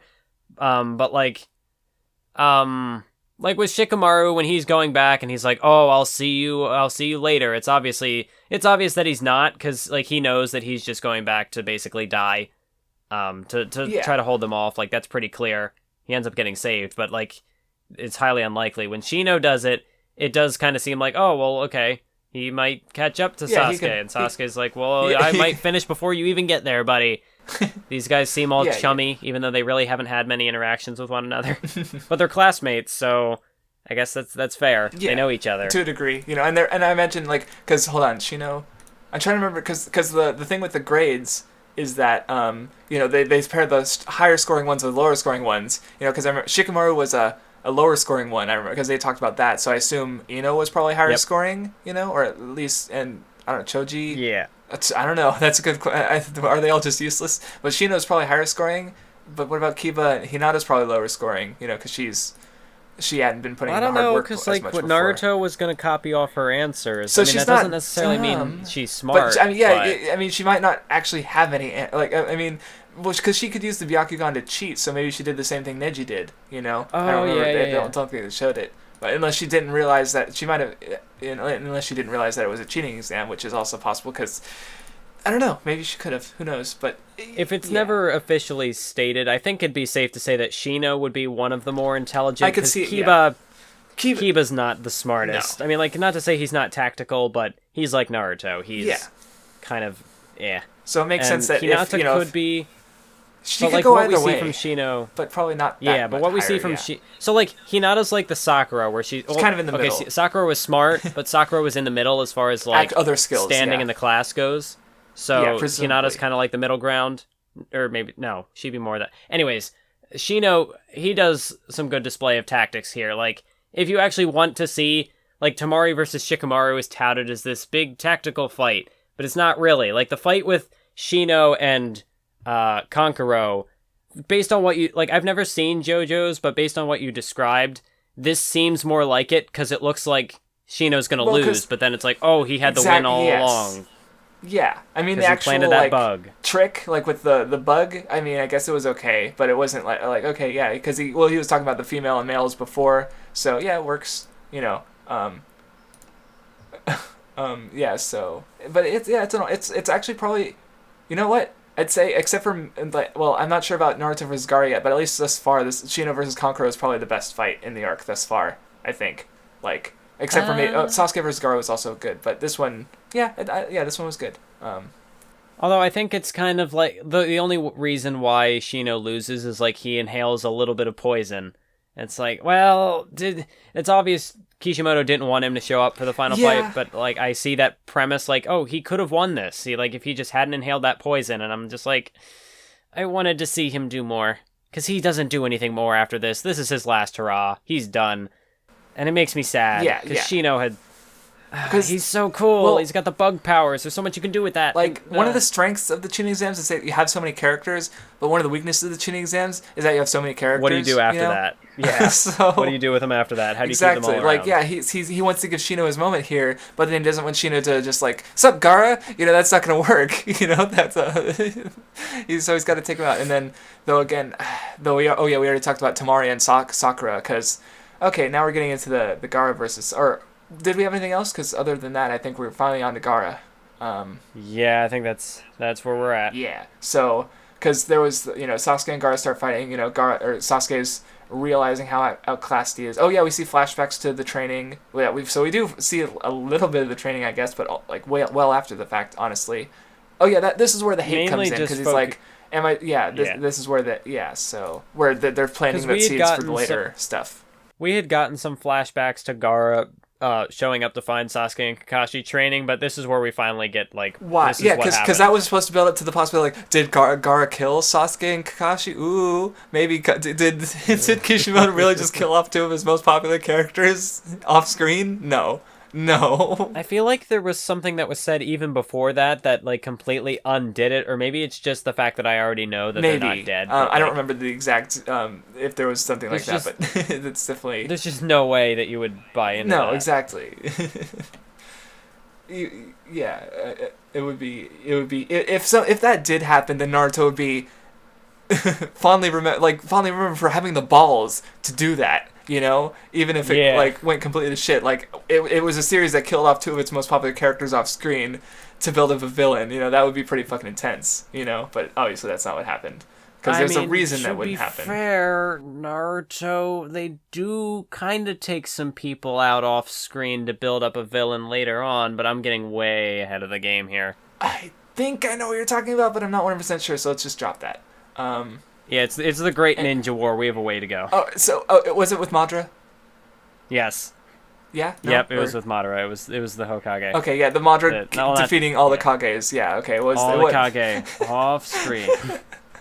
Oh boy. Anyway, I'm sure. I wonder if I'll have something to say about that because I don't think I read that far. Definitely will. I don't think I read that far. But anyway, so yeah, so Sasuke's, we flashback, to Gaara, and Sasuke's using the Chidori for the second and a half time, I guess. And Temari's there. She gets like knocked away and never seen again. By Sakura Gaara. gets pinned to the tree. Or am I getting ahead of myself? No. I mean, to be fair, Naruto shows up first at the last minute and saves Sasuke from an attack because Shonen. Sorry. And then Sakura, Gaara goes to attack Sasuke, but Sakura does something. She steps in front of him to like protect him with her life, and then she gets knocked away, and then she's done. But she does at least get that one moment where she steps up to protect Sasuke. Like she's not a whiny. She's doing like something. She does something. Finally, it's the first thing she did in like a month. Sure, But though actually one thing I noticed is because Sasuke's curse mark is going crazy again, and I like, okay, what did the seal do? What did Kakashi's seal actually do? Yeah, like, I don't know if it was supposed to prevent the curse from acting on its own, but then it's clear here that Sasuke can draw on its power. I guess it says right here, like, I've got to suppress the mark, but he's, like, it's, he's trying, like, so what's the point of this? I don't think the seal did anything, like... Yeah, I think the only...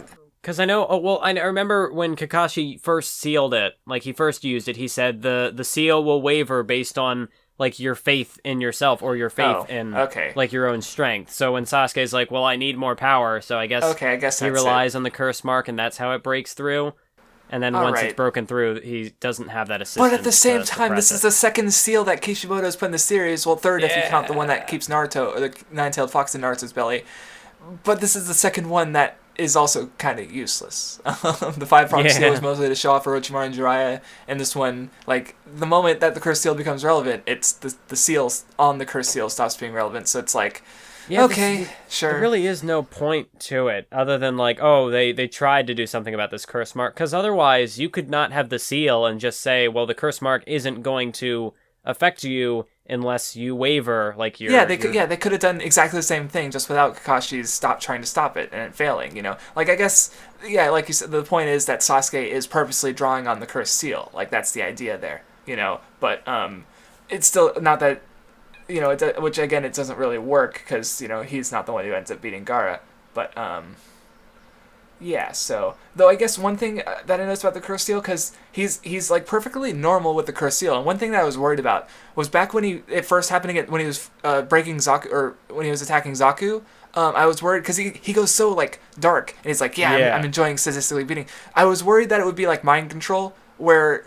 It's because mind control is the worst fucking plot device. Like, mind control is a complete antithesis to character. Like, I don't know why it's just for cheap plot contrivance. Like, I'm trying to think of an example where mind control was used to good effect. What I really like, at least with the Edo Tensei technique, is that when they revive people, they're not completely mind controlled. Like, they still have their personality. So, like, when the Hokage fight the third, like, they clearly don't want to do it, but they can't, because their bodies are controlled. And even with that technique, it's not just mind control. It's also necromancy. So it's like the mind. It's not like if Edo Tensei was just a mind control technique that I get people to work for me, then that's just kind of boring, especially if they use it to bring because the big problem with mind control is they try to bring drama out of it, where it's like. The character is somehow accountable for their actions, in superhero stuff. They're like the heroes will be mind controlled, so you can get a Superman versus Batman thing or something. But it's like they wouldn't because they wouldn't fight normally. So it's just cheap drama. It's just mind control shit. But so that's what I was worried about when Sasuke was going dark against Saku. Like maybe it was like making him do things he might not have otherwise. And maybe it kind of. Like leaned and pushed him towards that slightly, because maybe that's what the seal did. It kept him from acting on all negative emotions or something like that. I don't know, but so maybe it did restrain the curse's like effect on his mental psyche. state. Yeah, I guess. But so which I do think is good, because again, if it's just like if all of Sasuke being a bitch or a dick and being evil could just be said, he's got the curse mark, and they get the curse mark off. That's the whole thing with his that character ruins his whole arc, character. That, exactly. Yeah, because like he channels this power. He goes to the dark side himself because he wants it will help him achieve his goal. Whereas if he's mind controlled, none of that's there. He's just along for the ride. So if that's what the curse seal does, if it puts Sasuke using the seal on Sasuke, then in that case, the seal around the seal, like, thanks Kishimoto for using seals to seal up seals. Like that makes our conversation easy to follow. But yeah, Kakashi's seal. If that's what the purpose of that was, to again put the curse seal its usage on Sasuke, then that's great. Because it saves his character. I mean, again, I don't know if Sasuke is going to be the best character, but at least it keeps it to his character. For all the problems that arise later, it's not like it's just mind control. So yeah, there's that. Well, because at least like with Sasuke, I know we were talking earlier about how Naruto's character is kind of inconsistent with how Kishimoto, like the circumstances he puts him in. At least with Sasuke, he has full control of where he's going. Like, he's not being mind controlled. His actions are his own. Like, you could call him dumb, but that's because it's his fault. Like, we'll talk about later. I'm trying to think of something dumb he does later, maybe. But because again, I for years I'd criticized him for leaving the Leaf Village because I'm like, this is like the dumbest thing you can do. But maybe that's kind of the point, He's going to So because he is a child, and like the circumstances that he's dealing with, like it's nothing that a normal child would have to deal with. Like his entire family's dead, his entire clan was massacred, so he's in very. He's 12. I mean, on one hand, he's 12, so you can justify it. But on the other hand, like how far, like their children, that excuse can't be used later in the series. No. Like at this point, and then there's a point where you need to stop just brushing it aside because they're kids. So we'll see how it goes. I mean, I'm not saying that's like the sole excuse to justify his character, but it plays a bit of a factor. You can't just like ignore it entirely. That too. Yeah, right. But So yeah, anyway, I think... So yeah, Sakura gets pinned to the tree, and that triggers the Gaara flashback. Okay. Well, how do you feel about the Gaara flashback? I remember when I first watched it, I really liked it. Because it's... Because it gives him character. Yeah, I guess. Yeah, it gives him character, but the thing with it is Gaara has been built up to be this monster... But he's actually the sweetest, cutest child, right? Like, yeah, he just wants to play and have fun and play with balls. But he's sad. His heart is hurting. He just goes completely he becomes completely apathetic because the one person who said that they loved him didn't really love him. Yep, the person and she said that his mother also probably loved him, but that was actually not true. So you were never loved, so that's why you must love yourself. Okay. Finally, we're getting into it, because you said you like the parallels between Gaara and Naruto. Like, yeah, I'm cool with the idea, but the execution just doesn't work for me. Like, part of it is this backstory, which I find completely melodramatic. It doesn't work for me at all, because again, Gaara's been built up as such a monster, but then he's actually the cutest boy. But the other problem is that, like, they say that, Naruto might have ended up that way. And again, I just can't see that because... Like, every ninja who isn't in Leaf Village is, like, evil. Zabuza, the wind guys, the rain guys, all the sand ninjas, like, everyone's like, ooh, they're sound guys, they're all evil, but everyone in Leaf is, like, really nice, except for a couple who are kind of dicks. So it's just, like, I can't see Naruto's life having gone the same way, because the Leaf is just so perfect. Like, look at the third Hokage, he's the purest, perfect leader. He's gonna sacrifice himself for the whole village. And then... compare that to the Kazakage who wants Gaara dead. Like, how the parallel is like, Naruto could have come out like Gaara, but I just don't see how that could have been possible. Like, it doesn't work for me. Yeah, I mean, like, saying that Naruto could have become Gaara is really stretching it. Like, even in these flashbacks, they have say these it so shots much, of... like, because I like a lot of the imagery. Like, one part, like, at the end of the fight, there's, like, Gamabutsu's sword is in the ground, and you see Naruto and Gaara, like, literally reflected. Like, it's a cool-looking image. But I think because what's happening is, like, they're comparing the two so much. Like, they're so insistent on this parallel that I'm not seeing the parts about them that are similar. I'm focusing on the differences, Like, because they drive it... If they'd left it more in imagination, I might be thinking more about the parallels myself, But as, like... And, like, I mean, I get it's a series aimed at younger audiences, but if this is, the concession, then it's not a good concession. So I just wasn't able to get into the whole Naruto Gaara parallel because I couldn't see it as strongly as I think I should have been. Like, there were a lot, like, I liked parts of the fights, like I was talking earlier about how, like, again, there's a lot of, like, narrative elements that push the parallel, like the mirrors and the like. There's the one panel where Naruto's talking about his connection, his link with Gaara, and like there's a panel with him. Naruto's like head is against like, and there's like a shattered mirror, and like which made me think of when Naruto headbutts Gaara, literally putting their faces against each other, you know, and then again with the Gamabunta transforming into Nine-Tailed Fox. So there's so many narrative parallels. But it maybe even hurts it because it's pushed so hard. I just can't. I don't know. I just don't feel it as much as I should, I think. Yeah, I mean, like, the way that the flashbacks are also kind of warped, because it's not that I wouldn't believe that Naruto would have this malice towards the people who are mistreating him in this way. But it wasn't shown at all before. No, it wasn't. Like, it always just showed him kind of being sad. But then in this flashback, you see Naruto looking really angry. And he's like, oh, I could have become him. Maybe it's more of an example of, I like the ideas, but maybe the execution is a little Yeah, exactly. Because again, this page with like there's like Gaara and Naruto, they're both floating, and then they're like looking at each other, and then Gaara's reflection breaks because he's the one who broke. You know, and again, paralleling that forward with the headbutt. That's Kishimoto he's drawing these cool images, but there's just not enough substance behind him to really sell it. Like if it did have that substance, then this would be like masterpiece, fucking masterpiece. But no, it's just not there. It's just not there. I wish it were there. This is good, but it's not. It's not good. Not nearly good enough. Like in the fight, there's like I love the bit where like Naruto does the 1,000 years of death with an explosive. Like that's like comparing that to the fart from Kiba's fight. Like it's like something's doofy, but it's on purpose. So you're simultaneously undercutting Naruto's coolness while having him being cool and smart. It's like that's probably one of my favorite. Yeah, I think yeah, that's a cool bit, and it's like. But at least here, it's completely intentional. There's none of that. Exactly. Oh, well, he never planned that fart. Right. Yeah, but it's still making sure he's not like the coolest looking guy, because Naruto isn't supposed to look cool all the time. Like he's got his cool moments, but it's not like Sasuke, where Sasuke is sometimes made to seem less cool, but it's not like he's not farting or anything in the middle of a fight or something like that. So yeah, it's how in the presentation. So yeah, I think those were most of my gripes about it, like, and good things to say.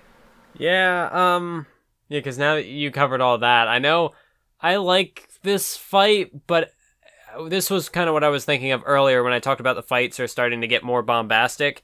Like, I've never been a fan of the whole summoning a giant creature and you have this big, like, hulking battle of two big things. I've never liked that, and Naruto, that's the big trump card in this fight. Everyone has their summons, and even later on, like with during the Sannin arc, there's like a big panel. I remember where Tsunade summons giant slug, Orochimaru has a snake, and Jiraiya has his toad. But it's like this is supposed to show off the power between these three guys, but we've seen it so much before. It's not really that impressive, you know. Like it's because it's just not. Summoning isn't that cool. Like, I do like some of the ideas with summons, like, again, Gamabunta's like this fucking sword-wielding frog. It's such a weird, quirky idea. I just can't help but like it. But at the same time, summons. Yeah, and because the summoning is the big trump card of this arc, is that Naruto did all the training so that he could summon this toad. So he uses it here, but it's not an idea. Like, I like Gamabunta as far as, like, you know, he's a quirky character, and he's like a frog with a sword, like you said. It's pretty unique. Best character in the series, no. But I just can't get behind the big, like, it's not that I don't like bombastic fights, because, again, going back to Netero versus Meruem, that was a great bombastic fight. But here, when you're just... I think, like... Yeah, with like that one, the bombastic, there was a bombasticness to the powers, like with Meruem's big giant fucking statue, whatever, the just fucking slapping the shit out of the king. But at the same time, the king just not giving a fuck. Like there's like an intensity to it, even though the king's not like there's cool elements of the fight that aren't the fact that the characters are just so strong, you know. But with this, with like the third Hokage versus Orochimaru, like there's no character for the fight itself. It's just bad guy who wants to destroy the village and good guy who wants to protect the village. Like, and then they're all doing cool shit. Like except you could argue with the Orochimaru doing the Ito Tensai and bringing back the necromancy, bringing back powerful ninjas, and like that's neat, but it's just not that cool. So, but anyway, this fight is more. Yeah, the summoning, it's the big thing for this fight, and I just can't get behind it, so I'm already kind of struggling to get invested in the fight itself. The characters, because I like Gaara, I like Naruto, especially when I was like first experiencing this story, they were probably two of my favorites at the time of like this section of the story, especially Gaara. I kind of liked, in a sense, I liked the humanizing aspects of Gaara's character, but I can definitely see that it is very melodramatic, and the way it's all revealed at the very end. So it's like, oh, so we're supposed to also care for this character. And the child Gaara is so different from current Gaara. Like, they're almost indistinguishable, you know? So it's I mean, I guess the point was that incident. Like, I mean, he's always been hated, but that one incident changed him so much, I guess, that he just became a complete monster. Yeah, so it's not like he was, it's not like he says he was born a monster, but it's not he was actually born the way that he is now. It's not like... Yeah, that's a good point, because, yeah, he's, like I said, he's just like the sweetest, saddest boy, and that's what the flashback really drives home, that its circumstances made him a monster, but it's even then, so it was like only a difference between... a lot of weight was put on one incident, but... In that sense, I like Gaara as an antagonist more than Orochimaru, because Orochimaru he's just evil. He just seems to have always been that way. He was always evil, or he had he had that quirkiness to him, as people would have described it. He was just a little out there, but he was always like that. With Gaara, there was clearly an event that triggered him and set him, like, flipped the switch and made him into who he is today. Like, after so much suffering, he just became apathetic to it. And then over the years of being apathetic, he develops into the person he is now, where he's just a complete monster. I do like Gaara. I do like the journey he goes throughout this arc, but mainly it's a journey that progresses in the next couple of arcs. Yeah. Well, because he comes in with the Sasuke retrieval stuff, and then later he gets his focus to early Shippuden. So yeah, we'll definitely be keeping tabs on Gaara's character. But like again, I'm fine with the ideas. It's just the execution is just a little sloppy. I would have to agree in that aspect, on that front. Which, I mean, that's true of a lot of honestly, like compare this to the build up. Like, I mean, there was definitely a few shades of sloppiness, maybe, like with Sakura and back in the last set of chapters, but overall it was like a lot of it was really well done, but then this time it's like what was exactly, like, there was stuff that was done decently, like, that can't really fault, but can't think of much that was done really well, and that which was done really well, it was undercut by sloppy parts, like, again, the imagery with the Gaara and Naruto parallels, it looks really cool, but that's kind of it. So, I did have one thing, because there's this, like, scene with all the Jonin being cool, all the parents of the kids showing off what techniques the guys we've been following so far will later be able to do, which is pretty neat. But this one confused me because there's like a girl at a gravestone, or at the rock of Konoha's fallen heroes, and I'm just like, is this Kurenai in a completely different outfit? Yeah. Or with the Anbu mask? Like, who the fuck is this? Part of the big striking design of these characters was their specific outfits, and then when you take that away. Because that's the issue with, like, the Great Ninja Wars, that they all get put in these... Oh, they get the same uniform, outfit. That's right. So they lose some of that distinctiveness. Yeah, I guess it's got to be her, because, like, she doesn't show up anywhere else, and, like, I mean, I guess her eyes are kind of distinct, but, again, like, her hairstyle is different, she just looks so different. So we had talked about this guy earlier, and I remember... And I don't remember who would she be avenging? Like, I don't even remember her backstory. Like, does she get any character? Like, she gets some later. All I remember from later is that she gets pregnant and is basically written out of the story. So pretty much. Well, I remember in that scene where she's bringing the flowers to the grave, and Kakashi's like, "Are those for Hayate?" And at first, I was like, "Who's Hayate?" I forgot who he was. Is that the fucking Gecko, the guy who got killed by Baki? Is that who she cares about? Mystery solved. Okay, that's so. Why give Kurenai such a deep connection to such a, like, barely anything character? Like, I don't. I mean, he was fine for what he was. He scored really well in the popularity polls.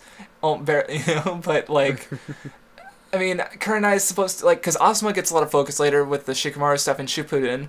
Kakashi is obviously very important. Kurenai, she's a girl.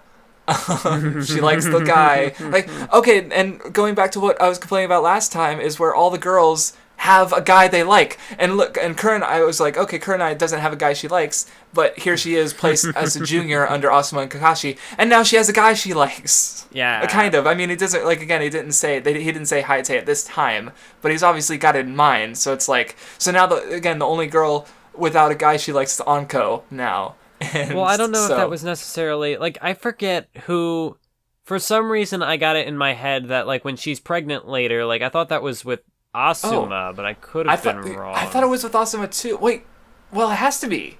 Yeah, because I don't think it couldn't have been Hayate because it's a 3-year time skip. So yeah, exactly. Well, because it can't have been him because he's fucking dead. So yeah, so at least there, like here, it's not like a romantic thing. Like, oh, I'm with that type of thing with Hayate, but because they might have been just good friends or something like that. So maybe it's not a love thing, but I don't know. I just remember, as far as female characters go, I remember, like, when I first had watched this, like, before we did this podcast, I remember Temari being, like, one of the standouts as, like, here's a female character who, you know, she has her moments, and she doesn't really fall for a guy. But now that I think back on it, like, her fight with Shikamaru was completely one-sided. And you know, her fight with Tenten didn't happen in the manga. The chapter after she showed up, she's like, man, Sasuke sure is hot. You know, so it's like, okay. And then she ends up kind of like they tease this romance with Shikamaru, and at the end of the story, do they get together? They'll hook up because then they do. In Boruto there are a couple, so it's like even she doesn't escape it, and like, but I say that as like even Temari doesn't escape it, but really she was just like everybody else. Like she was the forgotten third sand person who just ends up with the dude and whatever.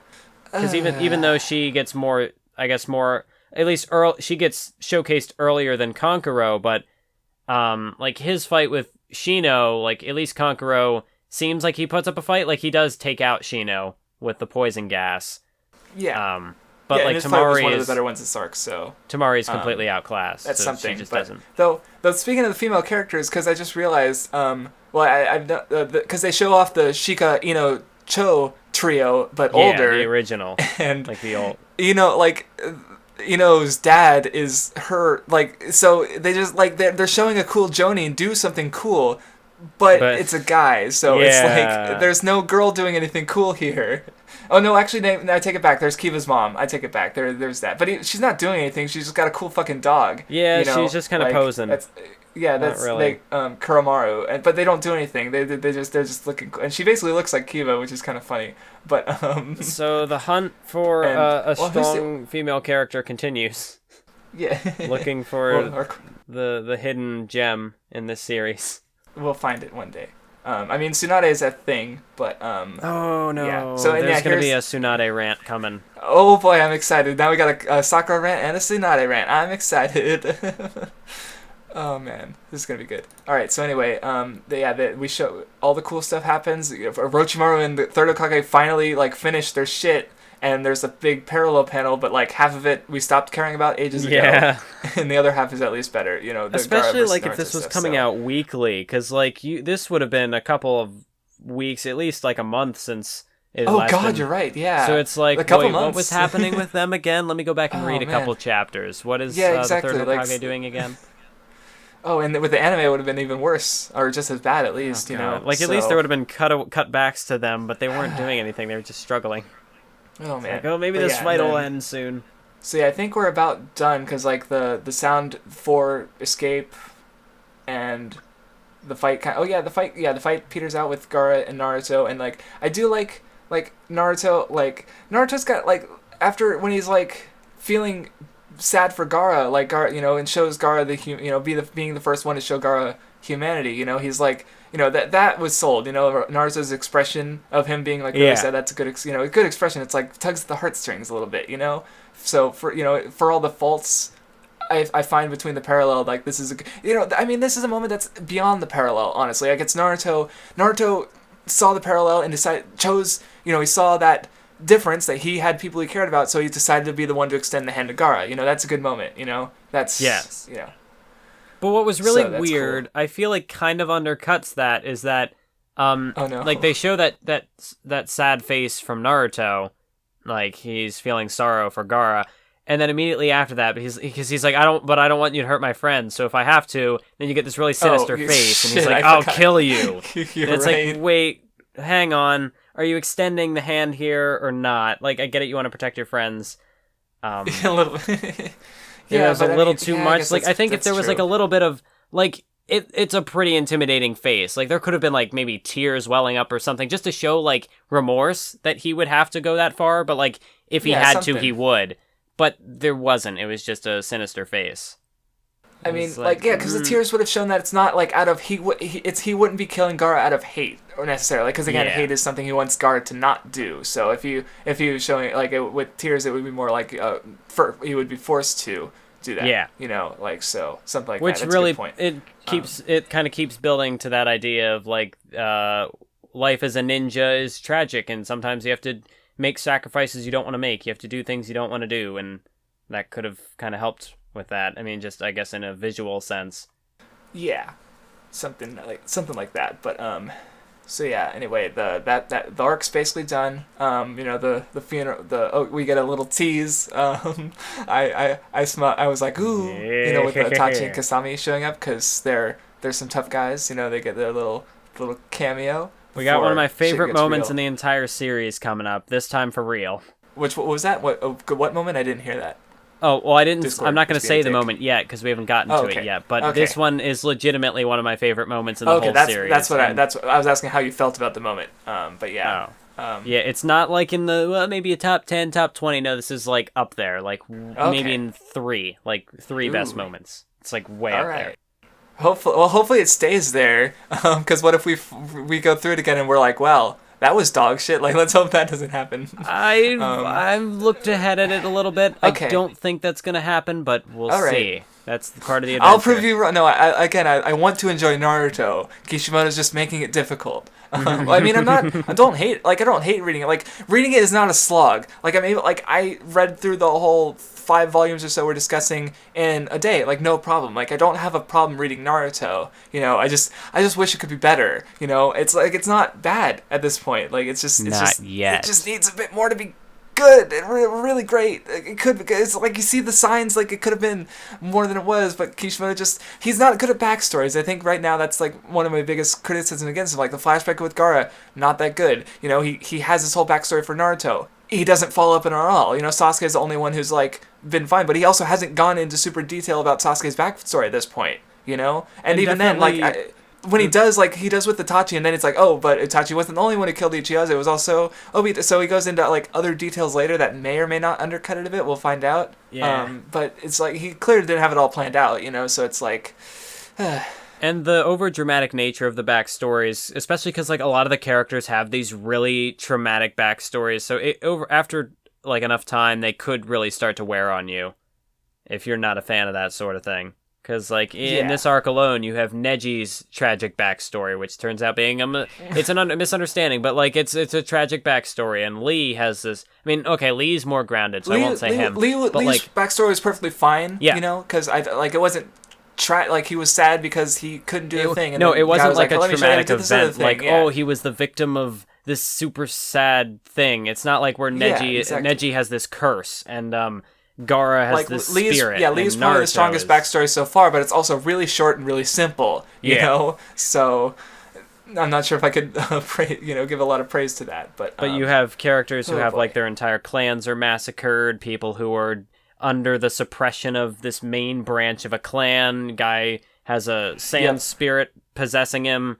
So it's a lot of really... And everyone wants him dead, and just lots of sad boys just being... like unjust or getting hit by injustice and the wrongness of the world, I guess. So I guess that's fine, but again, if you do it so much, like at times if you go too deep into the emotions, it just doesn't work, you know, like with, again, like the Gaara flashback, it was just too much. I was just like, okay, I can't. So anyway, and part of it definitely comes down to timing too, because Gaara's backstory is revealed right on the Yeah. crux of this big fight, and it's like, oh, so now I see you want me to care about this character before they start fighting. Like, more than just beyond he's a monster. I see what you're doing here. It's not good. Yeah.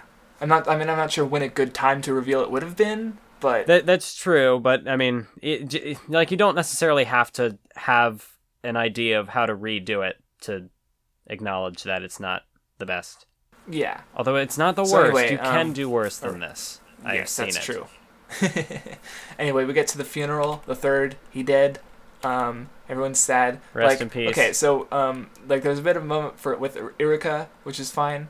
Again, I can't really care for the third too much at this point because, okay, another point I noticed is with him being too good and with the Leaf Village being too good, like I feel like remember earlier when I was like, well, the Shinobi codes, like, are they going to go into detail about those? Like, are they wrong? Like, I feel like if you're going to have a character with little dimension, then they should be representing some sort of a deal. Like, a good example of a one-dimensional character is Fire Lord Ozai from Avatar: Last Airbender, because he's basically the personification of everything that's wrong with the Fire Nation. So it works, because when Aang beats him on a symbolic level, he's defeating the wrong ideals of the Fire Nation, So, like, it's fine. But like the third Hokage, I guess he represents what the leaf is, but it's like it's so pure and good that it's like, okay, sure, whatever. Like it's not cool or interesting. It's like if you were gonna have like they keep like with all the backstories, like there's something like it's like all these wrongdoings and stuff with like the dark sides of the ninja world, like I don't know, but then you'd have the third Hokage being like evil or something. I don't know. It's like it's that he's not enough of a character for me to care.